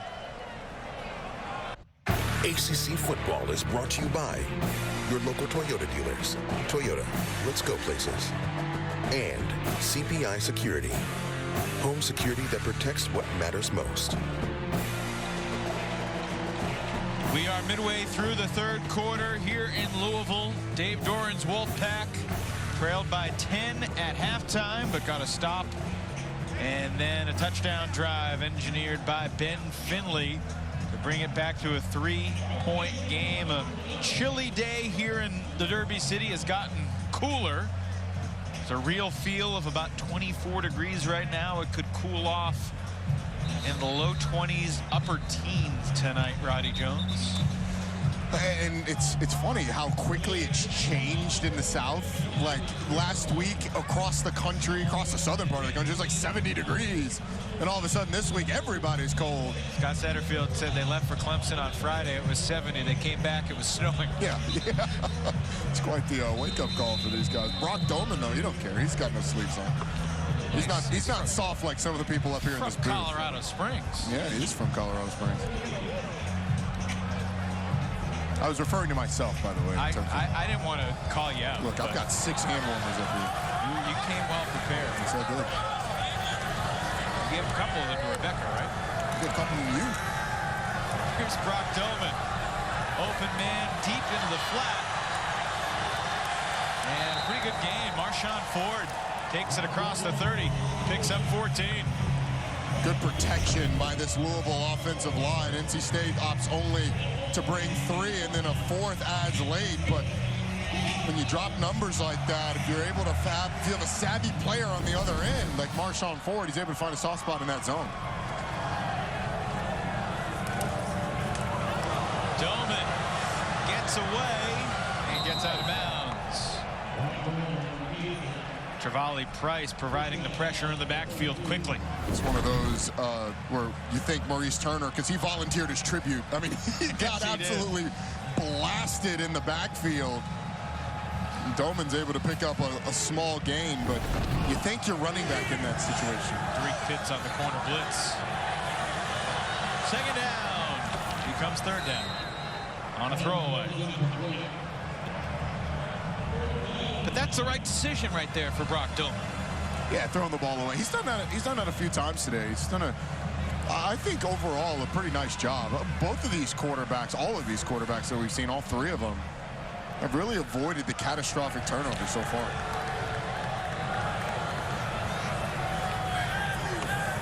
Five of 11 on 3rd downs. Cardinals need the 42. NC State's misaligned. Really figured it out. Only a 3-man rush. Although Doman's being spied by a couple Wolfpack linebackers. Jakeem Harris, one of the safeties, helped force him out of bounds. And an injured member of the Wolfpack D is down on the sidelines. I'm telling you, this NC State team has been so banged up with injuries. Saw Davin Van go out with what appeared to be a cramp earlier. They were working, pressing that toe back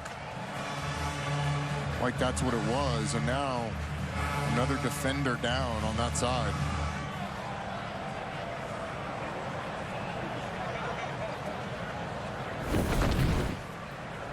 Keep our eyes on the end of the play over here. Jakeem Harris pushes Doman out of bounds. And Harris just kind of never got back up. That would be a big loss. Tyler Baker-Williams out in this game. Devin Boykin was taken to the locker room earlier. Have not seen him back in. Jakeem Harris kind of does everything for this defensive backfield. In there filling that spot. Good to see him pop up, especially if you're an NC State fan. Looks to be all right. Head into the 10th. Had his 4th career pick a couple weeks ago in the big win over Wake Forest. And then the heartbreaker last week, Ryder. We haven't talked about the PI call all game long. No, we haven't. Dave Doran, understandably feels like they had one stolen from them. And that's a really tough feeling to have in front of your football team after the game and in the ensuing couple of days. Yeah, it's unfortunate. It's part of the emotion of this week, having to get over it. It was a missed call on the other side that went against them. Bassett, more conventional kick this time. And a fair catch made by Thomas. 41-yard punt. Let's check out the last drive by NC State, presented by Range Rover Sport. 5 chunk plays for the Wolfpack. Catch by Daryl Jones. That was the first one. Then this one, Ben Finley kind of fades to his right, goes back to his left. But this throw was the best one of the bunch to Michael Allen right in front of a defender. Allen's able to catch it and get in the end zone. Signs of life from this NC State offense, and Ben Finley probably gaining a lot of confidence after some big-time throws on the last drive. He was 3 for 3 for 63 yards and a touchdown. You see the versatility. 21 different guys have caught a pass this year for the Pack. Back to the ground where the last drive really started with Houston and Allen in the backfield. It's the freshman Allen for a solid 5-yard gain.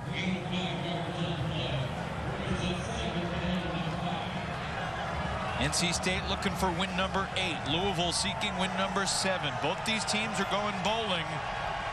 Now it's just a matter of the ceiling of your season.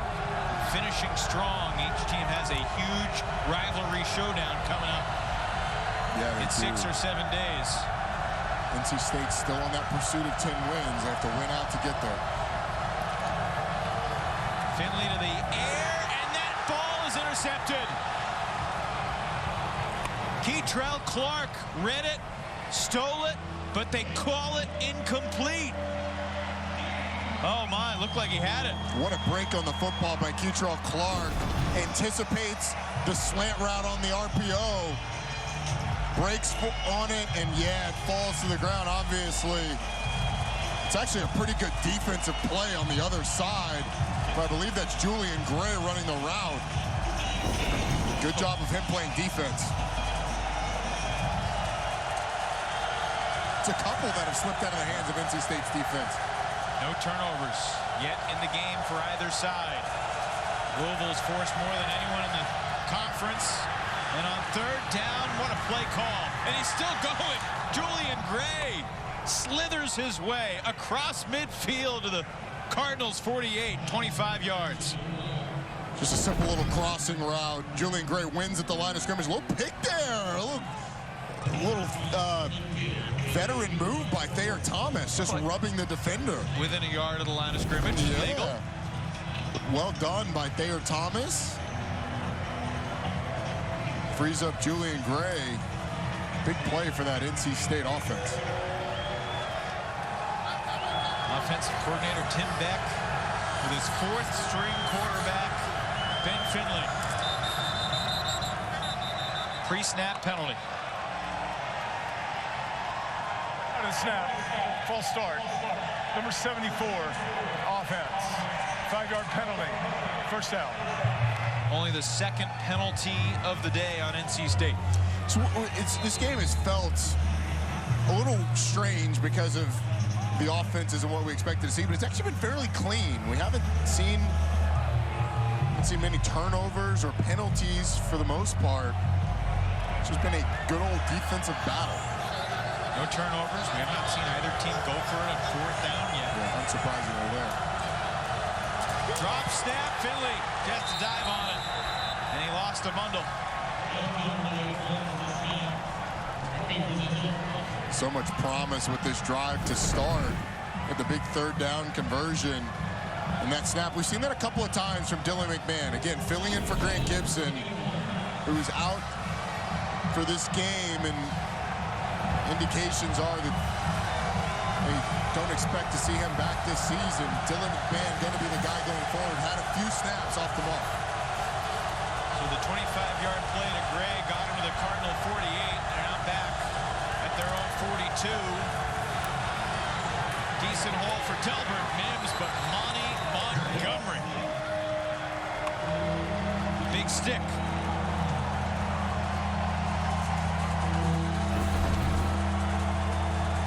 Conservative play on second down to get to a third, and just mostly long, not incredibly long,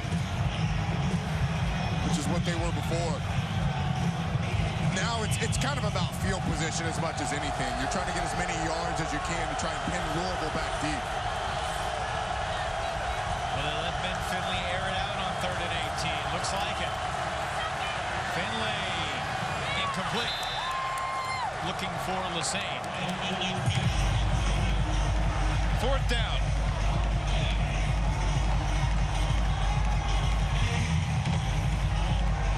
All in all, I would consider that a win for NC State's offense, because as long as the punt goes well, you should have Louisville pinned back inside their own 20, maybe even 15-yard line if you can get some hang time on this punt.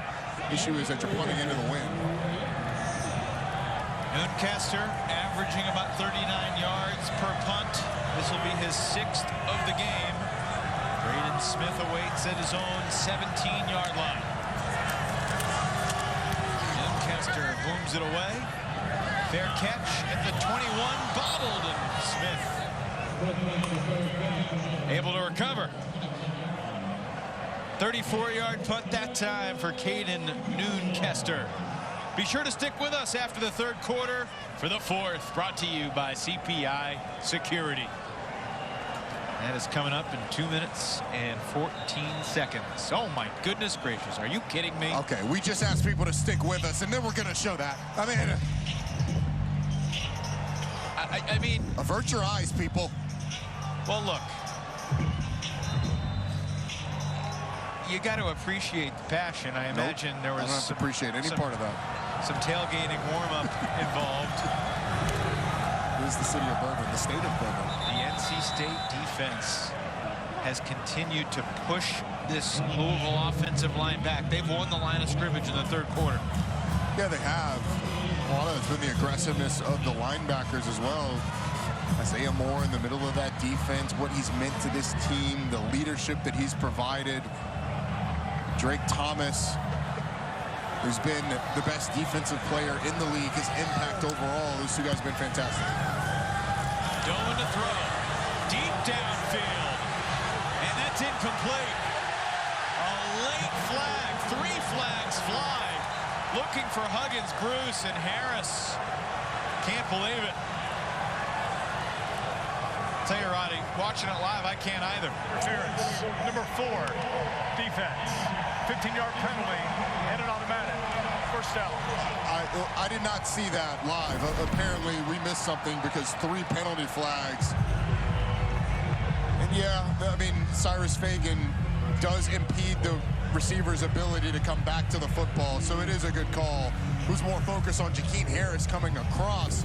Didn't see it there, but anytime you don't come back and play the football, you swipe on the receiver before the ball gets there, it's going to be called pass interference. I don't think he had any shot to catch it, but still can't do it. That was more PI than it was in the 4th down play last week, but still not much.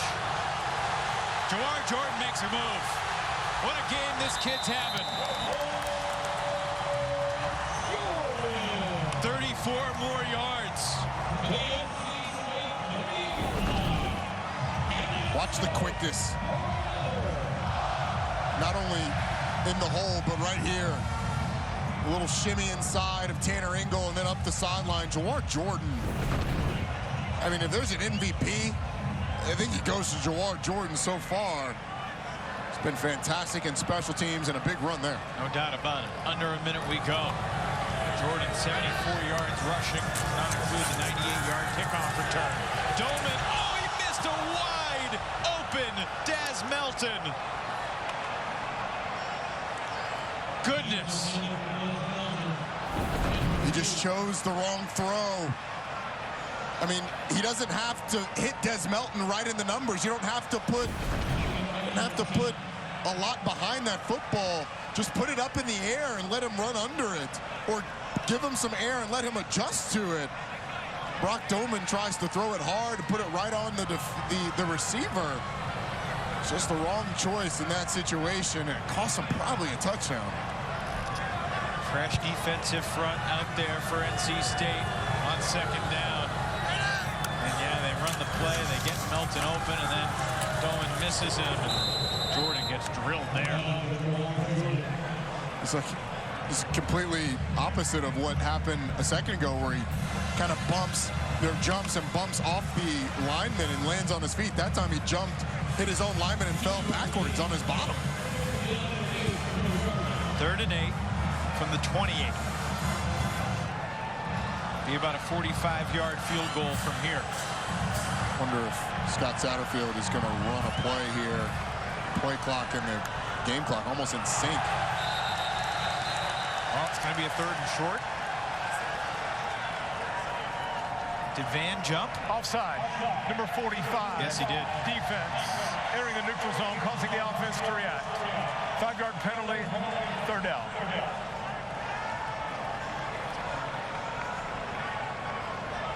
Not ideal for the Wolfpack. Certainly not. A couple of big penalties on this drive. That one doesn't cost them a 1st down, but it does make it much more manageable for Louisville. Wouldn't be surprised to see Louisville run the ball here, either with Brock Doman or him. See 1, 2, 3, 4, probably 5 layers on right now, and hand warmers. Those guys just letting it all hang out. 3rd down and 3 on the first play of the 4th for the Louisville offense. They need the 20. Brock Doman launches deep, no chance, but a flag flies late. Pass interference, NC NC State.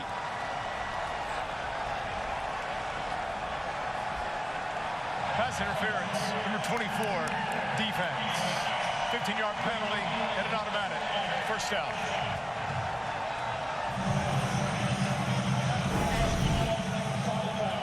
Watch to the bottom of the screen. Derek Pitts, the contact was initiated before the ball was thrown.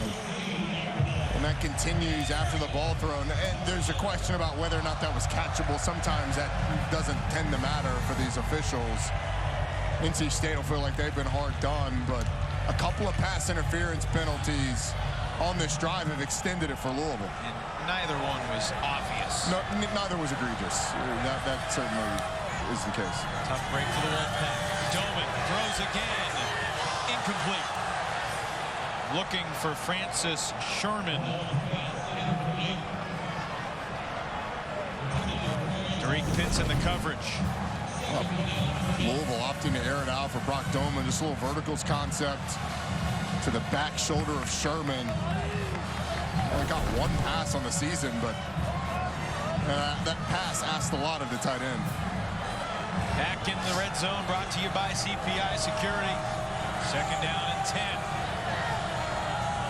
Just the second career start in the ACC for Brock Doman. He won in Charlottesville back on October 8th. It'll have a 3rd and 10 here with a 3-point lead, 16 seconds into the final quarter. What a win this would be for NC State's defense to come up with a stop here. After the 2 penalties have hurt you, really the 3. You had the one on 3rd and long that brought it to 3rd and short before that last pass interference penalty. They were to come up with a stop here and force a field goal would be a big win for this defense. Keeping it on the ground. And this will get the field goal team on the field.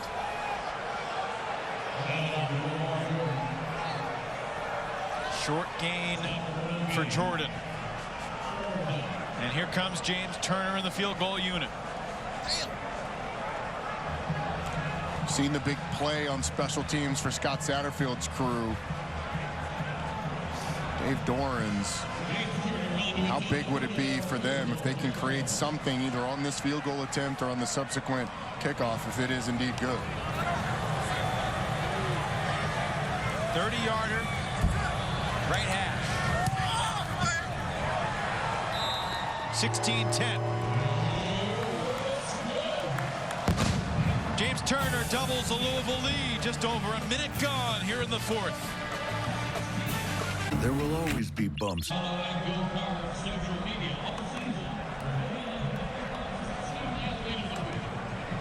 Dave Doran has had a tough week in the aftermath of the bad call at the end of the game against BC. And then you wake up to the news Monday morning, and that just doesn't make you want to deal with football. Like, it changes your perspective on everything. And then you realize MJ Morris can't play, and you lose Grant Gibson. And here they are, within a one-possession game on the road against a good Louisville team. And Julian Gray will set up this drive right around the 25-yard line. Well, we've talked about the weather and the elements and the wind and the chill. A member of our crew that's feeling it more than anybody is Rebecca Fiorentino down to the field. Rebecca? That's right. Luckily, I have a heated vest on, and no doubt the weather can play a factor in a game, but also it's simply a mindset. Coach Satterfield said he told his team this week, we can't control the weather, but hey, let's make it a positive for us. We've been practicing in this weather all week. We're playing on our home field. They're coming here. So on the benches, they have heaters and heated benches plus jackets. And shout out to all of our camera crew and everybody else running cables in the elements too in these chilly Kentucky conditions. Thayer Thomas with just his 2nd catch of the day there, Roddy, and a good play to start this drive. Wide open out there in the flat. They're able to scheme it up where Thayer Thomas gets back involved. It's really been everybody other than Thayer Thomas today. Daryl Jones, it's been a big part. Julian Gray as well. That time they get the old wily vet involved. Today's his 60th college football game. I feel like I say that a lot, but it just feels notable because there was a time when no one played 60 college football games. Finley overthrows Lassane. There was certainly a little contact there.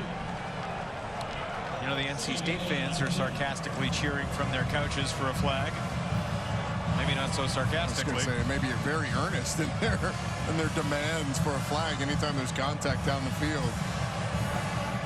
But they are now going the direction where it is easier to throw the football. The wind is at your back, and while it doesn't make it easy, it is certainly the lesser of the two directions to go.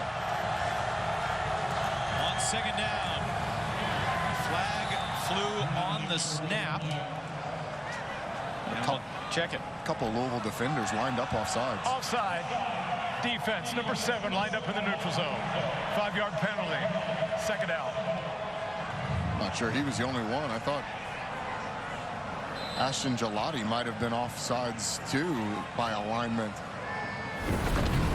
There's 2 guys to the bottom. Oh no, that's Yasir Abdullah next to him. I thought both of those guys were a little bit in the neutral zone. Free 5 for NC State. Second down again. Houston falls forward, lost the football late. Pile up ensues. No signal yet.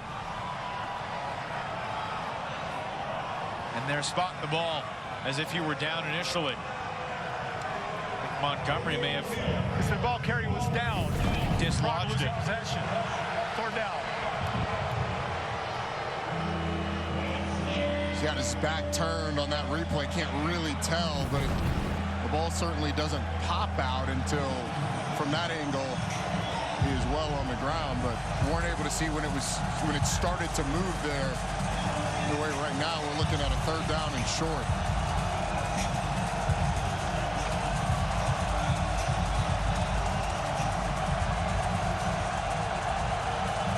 Third and 2. Houston. I was going to say he got it, but with the spot, he's a foot short. I thought the surge had him further along than that. I'm with you. I kind of felt like it was pretty obvious that he got it. And where this is currently spotted, he's going to be 6 to 12 inches shy.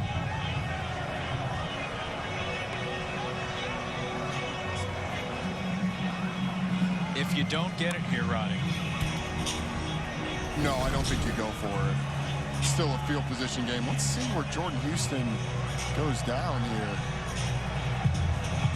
The elbow went down first, right elbow. Yeah, and from that angle, you can't exactly tell where the ball is, but he certainly does roll forward after he goes down. I don't think the officials were quite as far off as I initially assumed they were. 4th down. It's such a tough decision for Dave Doran. With it being 4th and inches, I would not blame him for thinking about going for it here. It's still a field position game. It's 1 score, so you basically gift Louisville the chance to have a short field.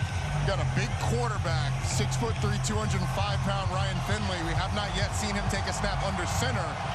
So what do you go with here? The loudest crescendo of the day from this Cardinal crowd. I think either way, it's a hard count, trying to draw him off sides. 4th and 1. Snap. Pitch. Allen. He didn't get it. He did not get it. Louisville ball.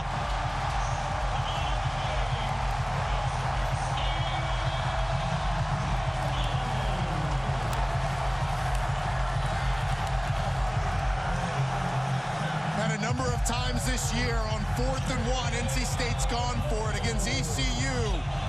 Inside the 1-yard line, they go for it 4 times. Weren't able to get it last week against Boston College. 4th and 1 on the 1-yard line, not able to get it. That time they pitch it back and try and get blocks on the perimeter. Momo Sanogo, who has been so good for this Louisville defense, fights off a block and tackles Michael Allen in the backfield. Just think, if you're going to go under center, why pitch it back? Run a quarterback sneak. You've got inches to go. Nonetheless, Louisville comes up with the big stop on 4th down. Huge play by Sanogo. And the Cardinals on the ground with Jordan. 2 yards gives him 78 rushing yards on the day. And you know, Evan, there's so many of these decisions come down to gut feel. Obviously, there's some analytics involved or evidence involved in what your decision making is going to be. But sometimes even the numbers say, hey, it's your choice, coach. Go for it or not. With the way the game is played out, I felt like NC State, you punt the ball away. I know it's 4th and short, but you still continue to play the field position game. And, you know, the thing the analytics can never measure is new center, new right guard, 4th-string quarterback. Yeah, and I'm not saying the numbers would have said go for it there from an analytics perspective. It may have said, hey, sometimes it's so close where it literally says coach's decision, and I think that might have been one of those scenarios. But even so, the decision to pitch the ball, I mean, that's another one that could be criticized. But Dave Doran's defense has been fantastic, and a lot of that decision-making process goes towards the faith of your defense as well. Big play here. Really field goal range, hangs in the balance. This might be 4-down territory for Louisville, especially going into the wind. Doman to throw, and he'll get the first down and more. Tyler Hudson breaks a tackle. Hudson out of bounds inside the 1 as Cyrus Fagan saves the touchdown. Brock Doman fired up. It's a nice delivery off coverage from NC State, basically giving them the underneath route. And then Tyler Hudson, part of the evolution of his game has been the ability to break tackles. Shaheem Battle just falls off of the big receiver. He's able to get up the field for a big play to get down inside the 5-yard line. They spotted in the 2, Roddy. I'm not sure he's out of bounds before that ball's inside the 1. But alas, 1st and goal from the 2. As Louisville tries to break it open. Jordan is in. The star of the game strikes again. Jawhar Jordan, touchdown.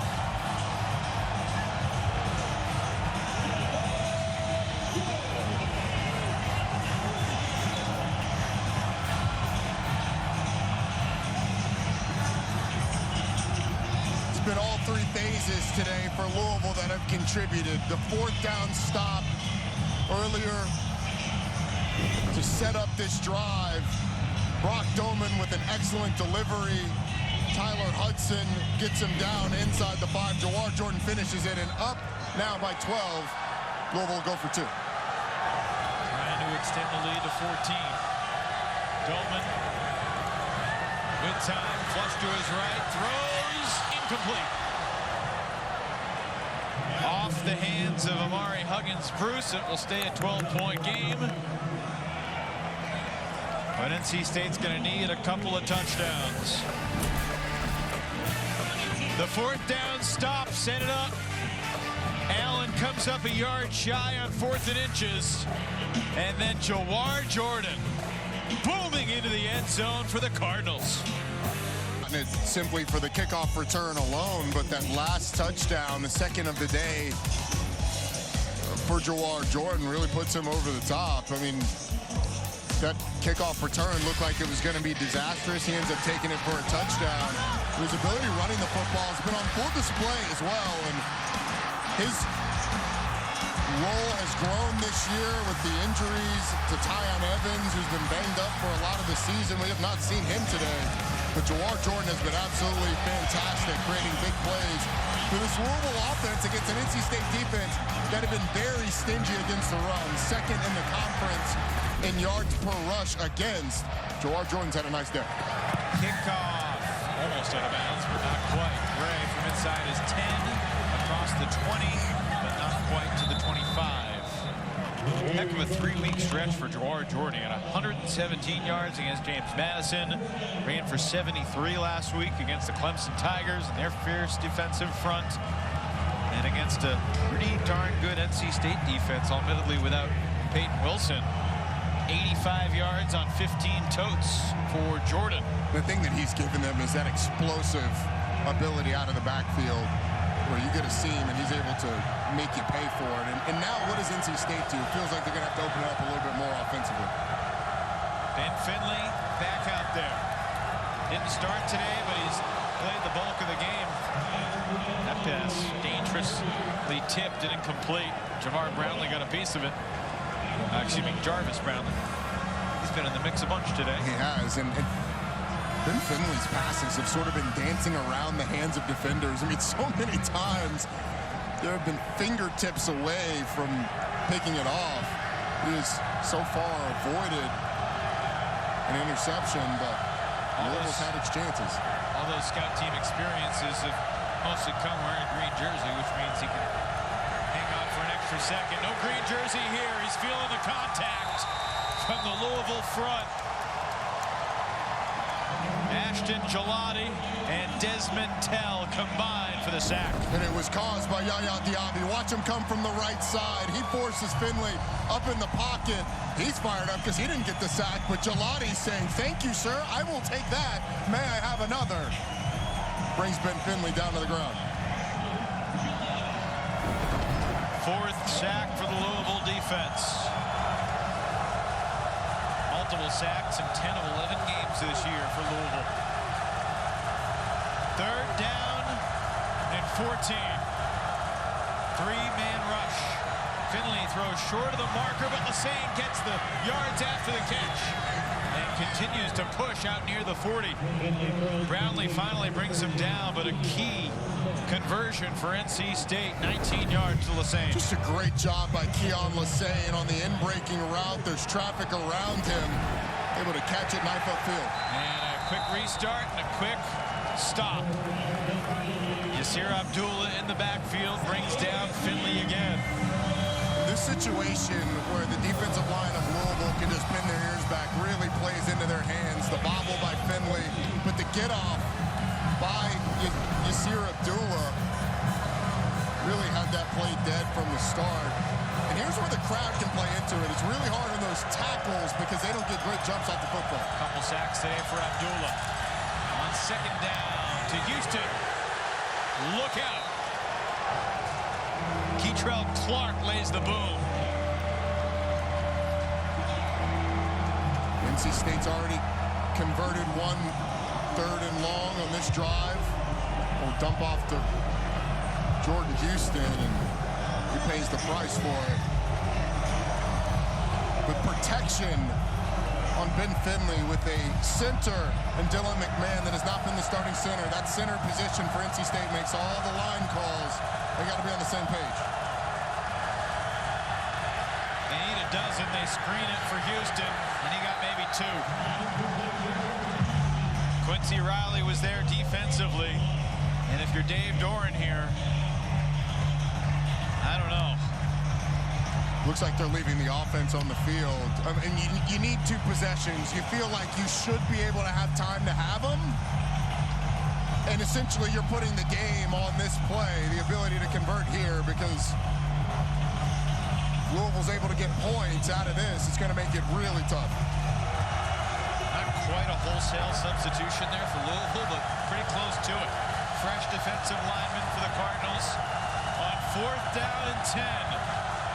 Finley throws, dug out and caught by Julian Gray for the NC State first down. It's an unbelievable catch by Julian Gray in a crucial situation. Ooh, I think that ball may have hit the ground. They will Official take timeout. another look. Defensive player. Also, the ruling on the previous play of a completion is under further review. It's Yaya Diaby that's down for Louisville. And this may not stand. It was very close. We'll take another look, as will the officials here in the 4th. No matter what the weather. Moments ago, our referee announced, after further review, the pass is incomplete. Louisville ball. Yeah, it's kind of what we thought after that first look at it. Watch the football. Down, hits the ground before Julian Gray is able to corral it. This would be a good view, too. You can see, well, you can't really see there. The ball hit the ground, but there was a conclusive view And there's a very short review, and I thought the officials did a nice job. All's not lost if you're NC State, though. You have to have a stop. You can't let Louisville have a long drive, certainly. And if they're able to kick a field goal here, then it makes it tougher because you're going to need a 2-point conversion in there as well. Louisville, you just want to take care of the football and maybe get some big plays on the ground. Jawhar Jordan goes over 100 yards on the day with that 20-yard burst. Tanner Engel down after the play for NC State. The left side of that line just washes everything down, and then Jawhar Jordan makes the cut. And actually, that play, it happens so quick that it actually kind of plays into the hands of NC State, because now you're in a position where, all right, back to first down, but you're kind of in the same spot. Trying to force a field goal here. If they're able to get the field goal, all's not lost. So they would be down by 15 at that point. You'd have to get a 2-point conversion somewhere in there. And yet concern over Tanner Engel right here. First team All-ACC a year ago. He's played a lot of football like many other members of this defense. His 54th game today, and they'll check him out.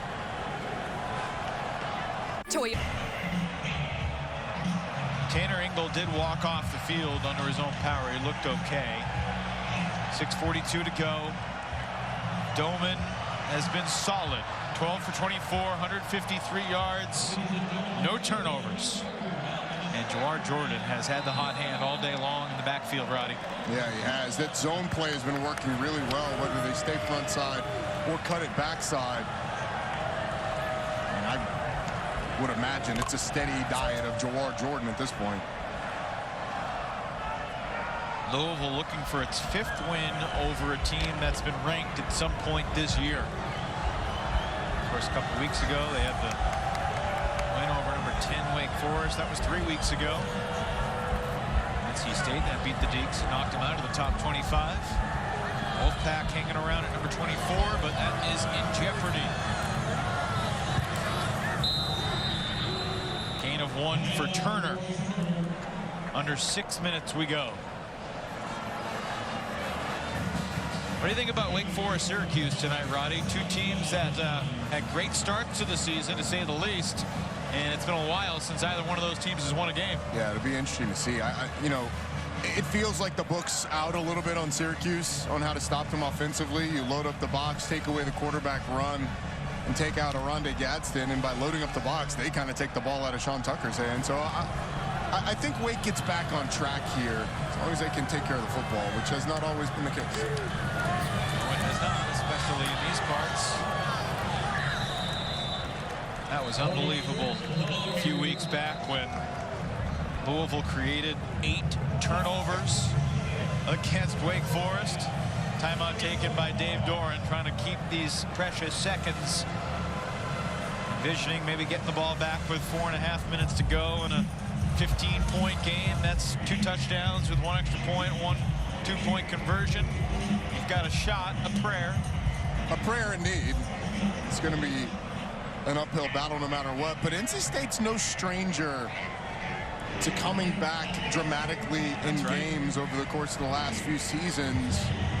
And down 9 with 2 minutes left in the game against Carolina last year. Come back and win that one. How about the Duke game this year? Well, I'm thinking about the Florida State game and the Virginia Tech game.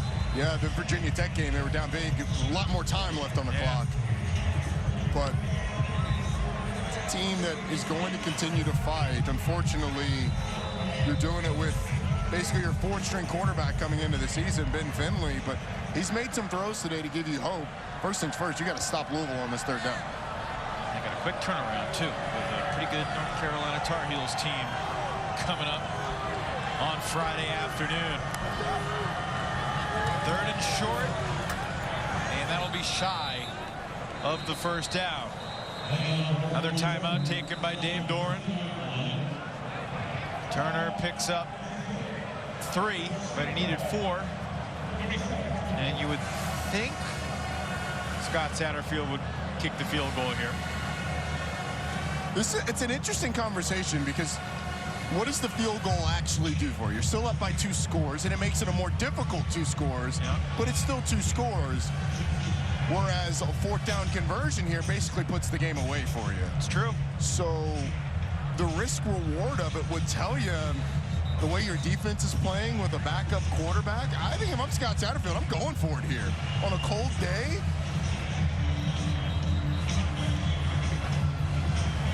sort of the discussion that's being had, and ultimately you're thinking, all right, what gives us the best chance to win the game? And the best chance to win the game is converting this 4th down. Well, this is interesting.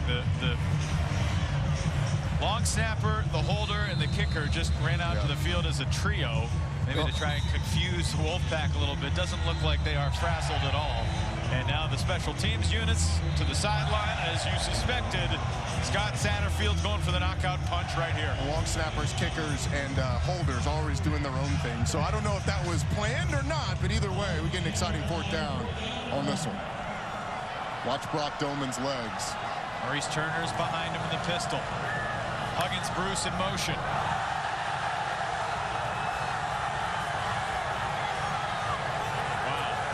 Saw Trevor Reed pointing. He never moved, though. That Trevor Reed is pointing at the NC State defender, but he has to move. Had he moved when, didn't see who it was for NC State, but jumped in the neutral zone, if he moves, then that, I mean, didn't he pop up? That doesn't count as moving? Well, he pointed. I did not consider that a movement. I'm kind of with the officials there. You can't just stand up there and point. You can't throw your arm out there and say, hey, he's offside. You have to actually come out of your stance. Watch Trevor Reed, the left tackle, clearly in the neutral zone. You can't reach up and point. That's not the defender forcing movement or forcing the offensive player to move. That's just him pointing at the guy. You have to actually come out of your stance in that situation. Had he done that, it'd been a 1st down. And yet we see false starts for the most minute of flinches. And he throws his arm at the defender who's in the neutral zone. And you think that has to be a false start? Guys point all the time on the offensive line. Okay. Like they're pointing at a defender here, pointing at a defender. That's never called a false start. But there was no flinch from Trevor Reed. He just reaches up and points at the guy, which is a movement that people make all the time on the offensive line. Now they're going to kick the field goal from 27 yards. It'll be the 4th of the day for James Turner. Michigan native from 27 puts it through and extends the Louisville lead to 15.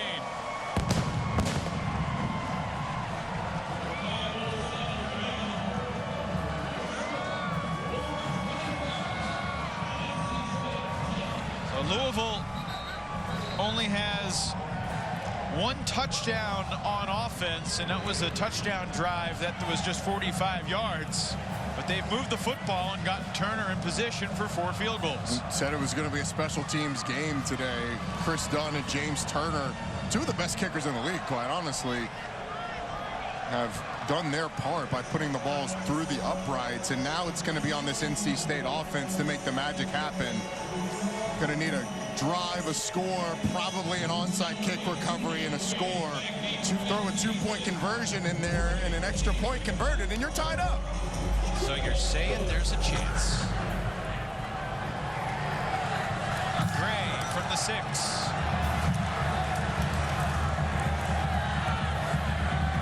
And he's still churning, but he's not getting too far beyond the 25. We'll pause for a quick word from Works Nitro. Answer here, Roddy. Who starts at quarterback for NC State on Friday against UNC? Depends on the health of MJ Morris. Good point. If he's healthy, I would imagine he does. If not, I mean, I think it's Ben Finley.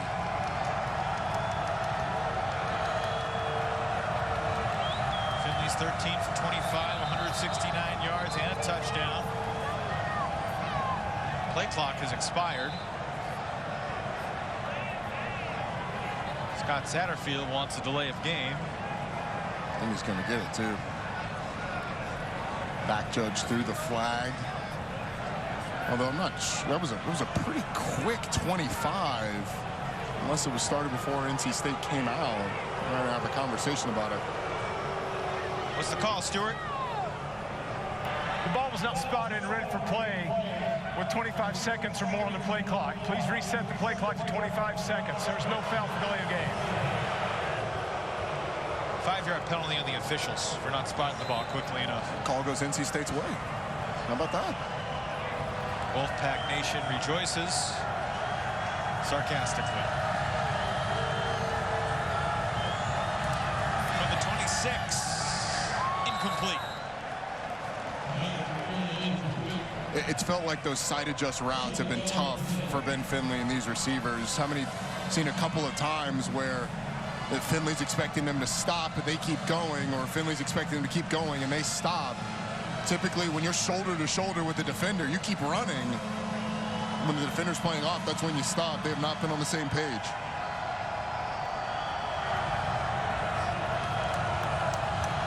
Second down. 4 Cardinals rush and a similar incompletion and a late flag to the dismay of the Cardinals fans.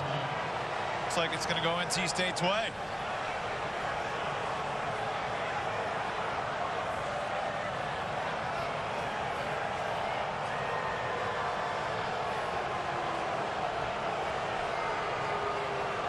Pass interference, number 3, defense, automatic, first down.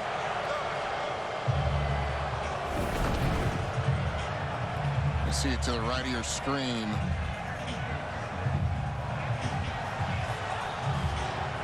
And he kind of had him by the back of the jersey before the break. I'm not sure that maybe a hold, but when the ball's in the air, it looked like Daryl Jones had already slipped. But either way, be a first down. It kind of goes towards what we've seen so far today. It does. Taking a chance. And it's not fulfilled. Looking for Lassane. They tried a double move, and I thought Ben Finley just cut the ball loose a little too early. Keon Lassane couldn't find it when it was up in the air as well. Pretty good defense by Louisville, though. They were not fooled by the double move. In pretty good position down the field.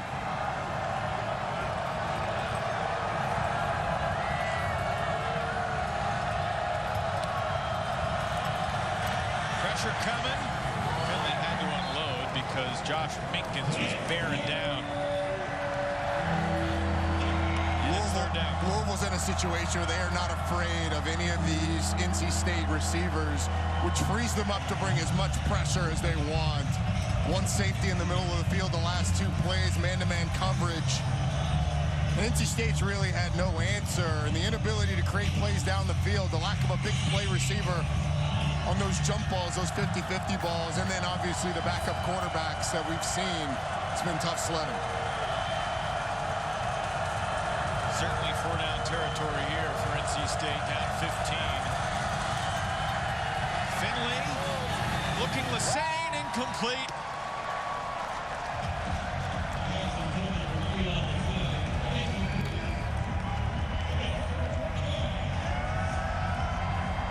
Now,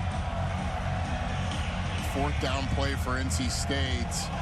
Sort of lost Thayer Thomas during the course of this game. I mean, last week only 4 receptions, had 18 in the 2 combined games prior. I've not seen Thayer Thomas targeted a lot in the middle of the field. 5 straight incompletions for Finley. Wolfpack need 10. He steps up. He lost the football. He just threw it away. And on 4th down, you can't do that. Yaya Diaby in the backfield for Louisville, and the Cardinals will take over with 4.5 to play. Once again, it's the pressure by this Louisville defense that gets to Ben Finley. Ashton Gelati forces him up and out of the pocket, and Yaya Diaby is there to finish it. But Gelati on that right side causes this. Yasir Abdullah coming from the other side.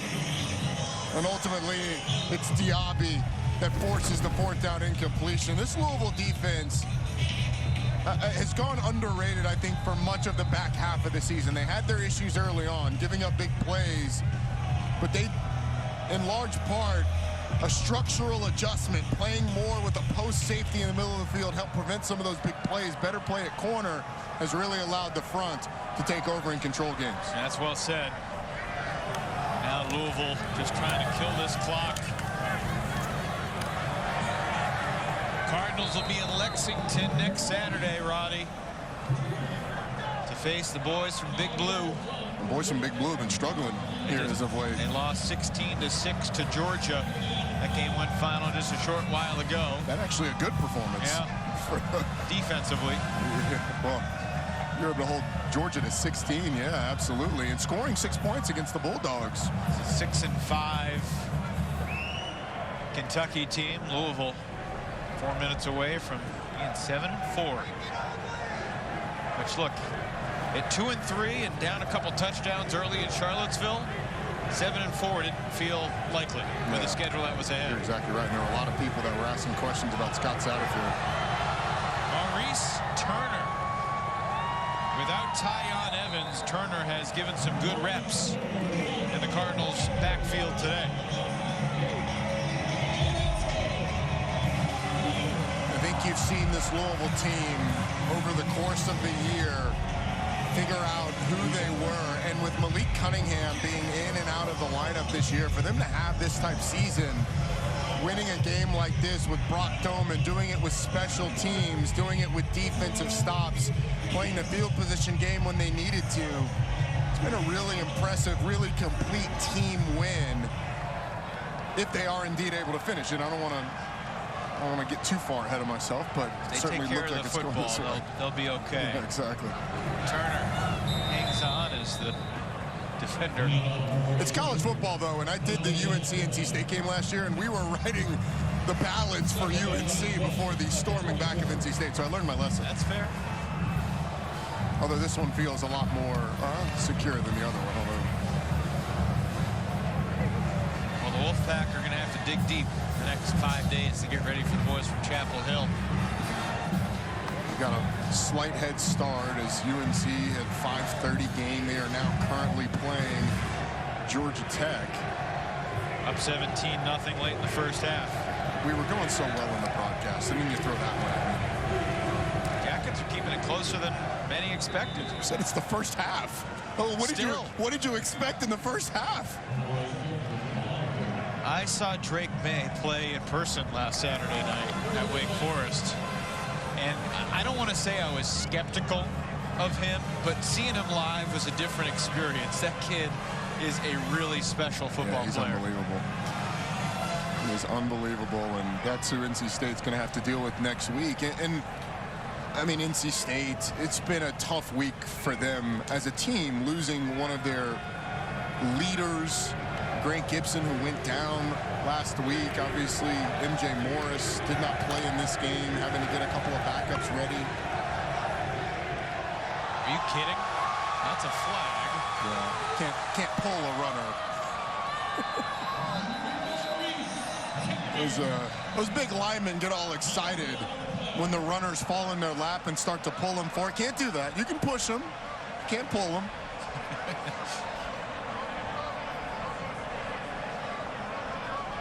Helping the runner, number 84, offense. 5-yard penalty from the spot of the foul. Third down.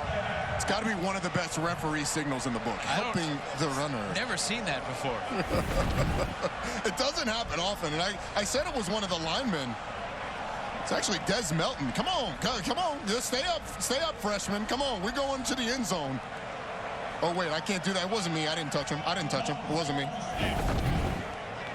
Helping the runner. You could call helping the runner on every play, but well, it's literally the job description of the offensive lineman to help the runner. Anyone ever do that to you? No, I wish. I'd had a lot more success if someone had helped me in that way. I was out there on the perimeter a lot, though. You know, Paul Johnson and get the ball pitched to me. Not a lot of people to help out there. Kind of on an island. I hear you. 3rd and 11 after the penalty. And Maurice Turner doesn't get any help this time. Oh, he's still going. But the whistle blew. 4th down.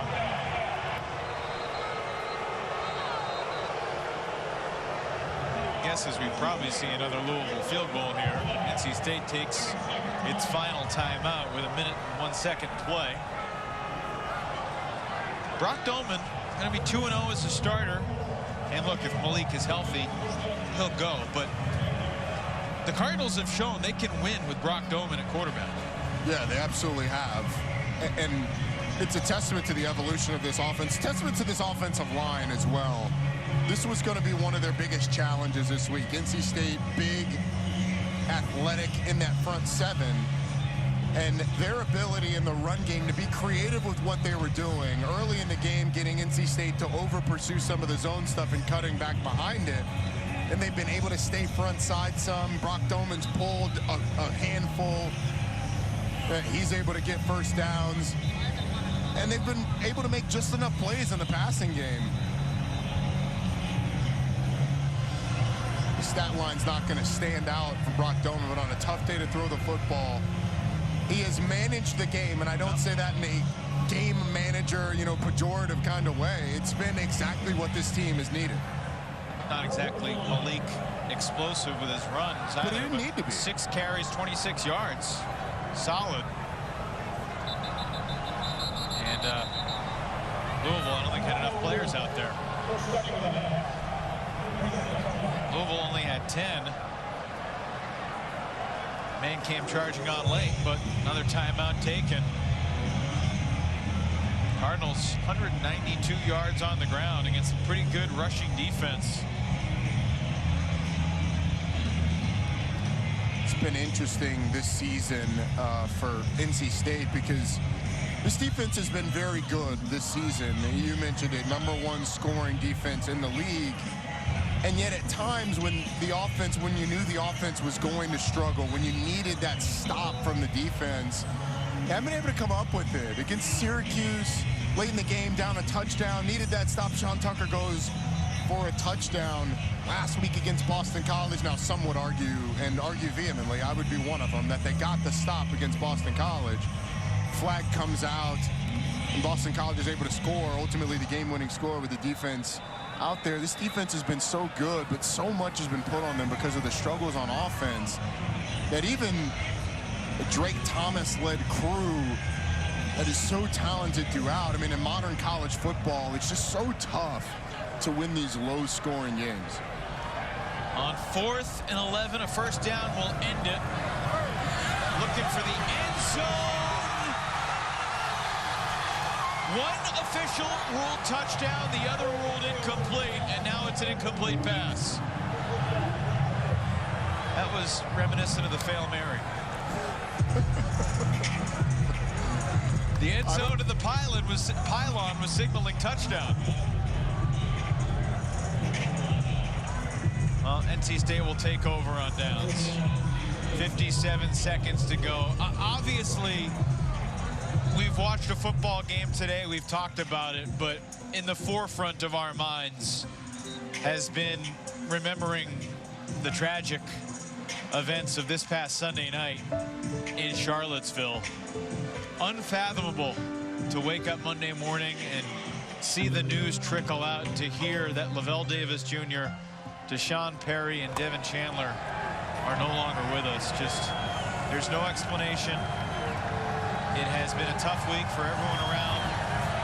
Virginia, obviously, ACC football.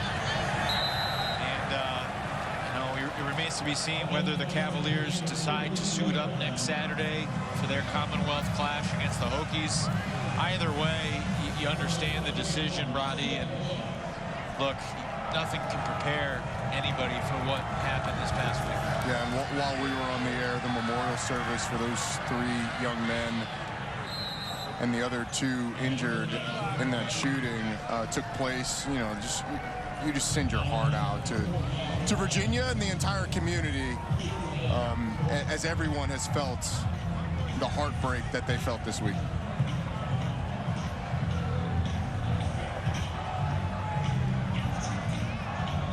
.27 seconds to go, separating Louisville from their 7th win of the season.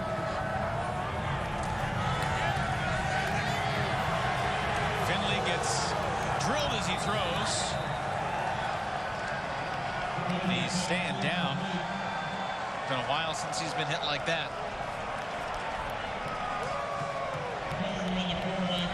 And NC State fans are just saying no.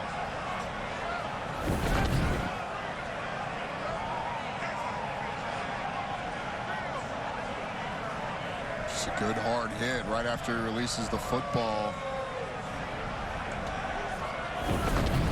Floyd delivered the hit.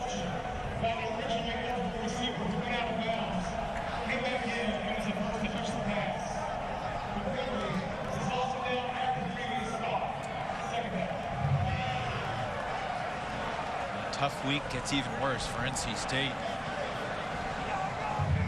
I mean, it's over the course of Dave Doran, especially the recent tenure at NC State, the injuries that they have had, the injury issues that they have just been crippling. And last year, you know, years like this one where there's so many expectations, and Devin Leary goes down, and obviously injuries subsequently after that, it makes you really appreciate years like last year where the opportunity to win 10 games in the bowl game was ripped from them on the morning of the game. UCLA not playing in that bowl, and you just realize how fragile these things are in college football, because this team was supposed to capitalize on that opportunity. This team was set up for a run in the ACC, maybe even at the ACC title, but injuries and some misfortune have cost them. Jack Chambers played the first couple of snaps of the second half. He hasn't seen the field since early in the third quarter, and he looked a little cold as he came in and one-hopped that one to a open Thayer Thomas downfield. Okay. Ryan Finley is coming back in, able to shake off that hit. NC State wishes it was Ryan Finley. Excuse me, Ben Finley. You know, all week long I've been like, don't say Ryan Finley.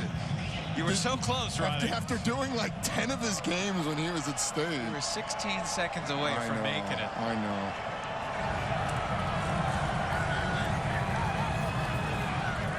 Porter Rooks.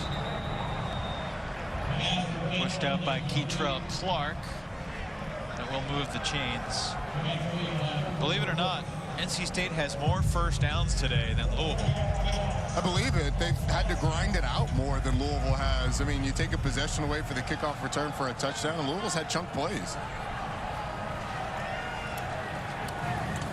Complete and out of bounds. Julian Gray gets another chunk down to the final 5 seconds. Ben Finley back in, looking no worse for wear on that throw. Louisville just trying to keep NC State out of the end zone here on perhaps the game's final play. And it will be the first turnover of the game. Intercepted by Quincy Riley, who says good night as the Louisville Cardinals win for the 5th time in their last 6 games. A 25-10 win over the 24th ranked Wolfpack. NC State has a quick turnaround to play North Carolina on Friday. Bluegrass battle between Louisville and Kentucky on Saturday.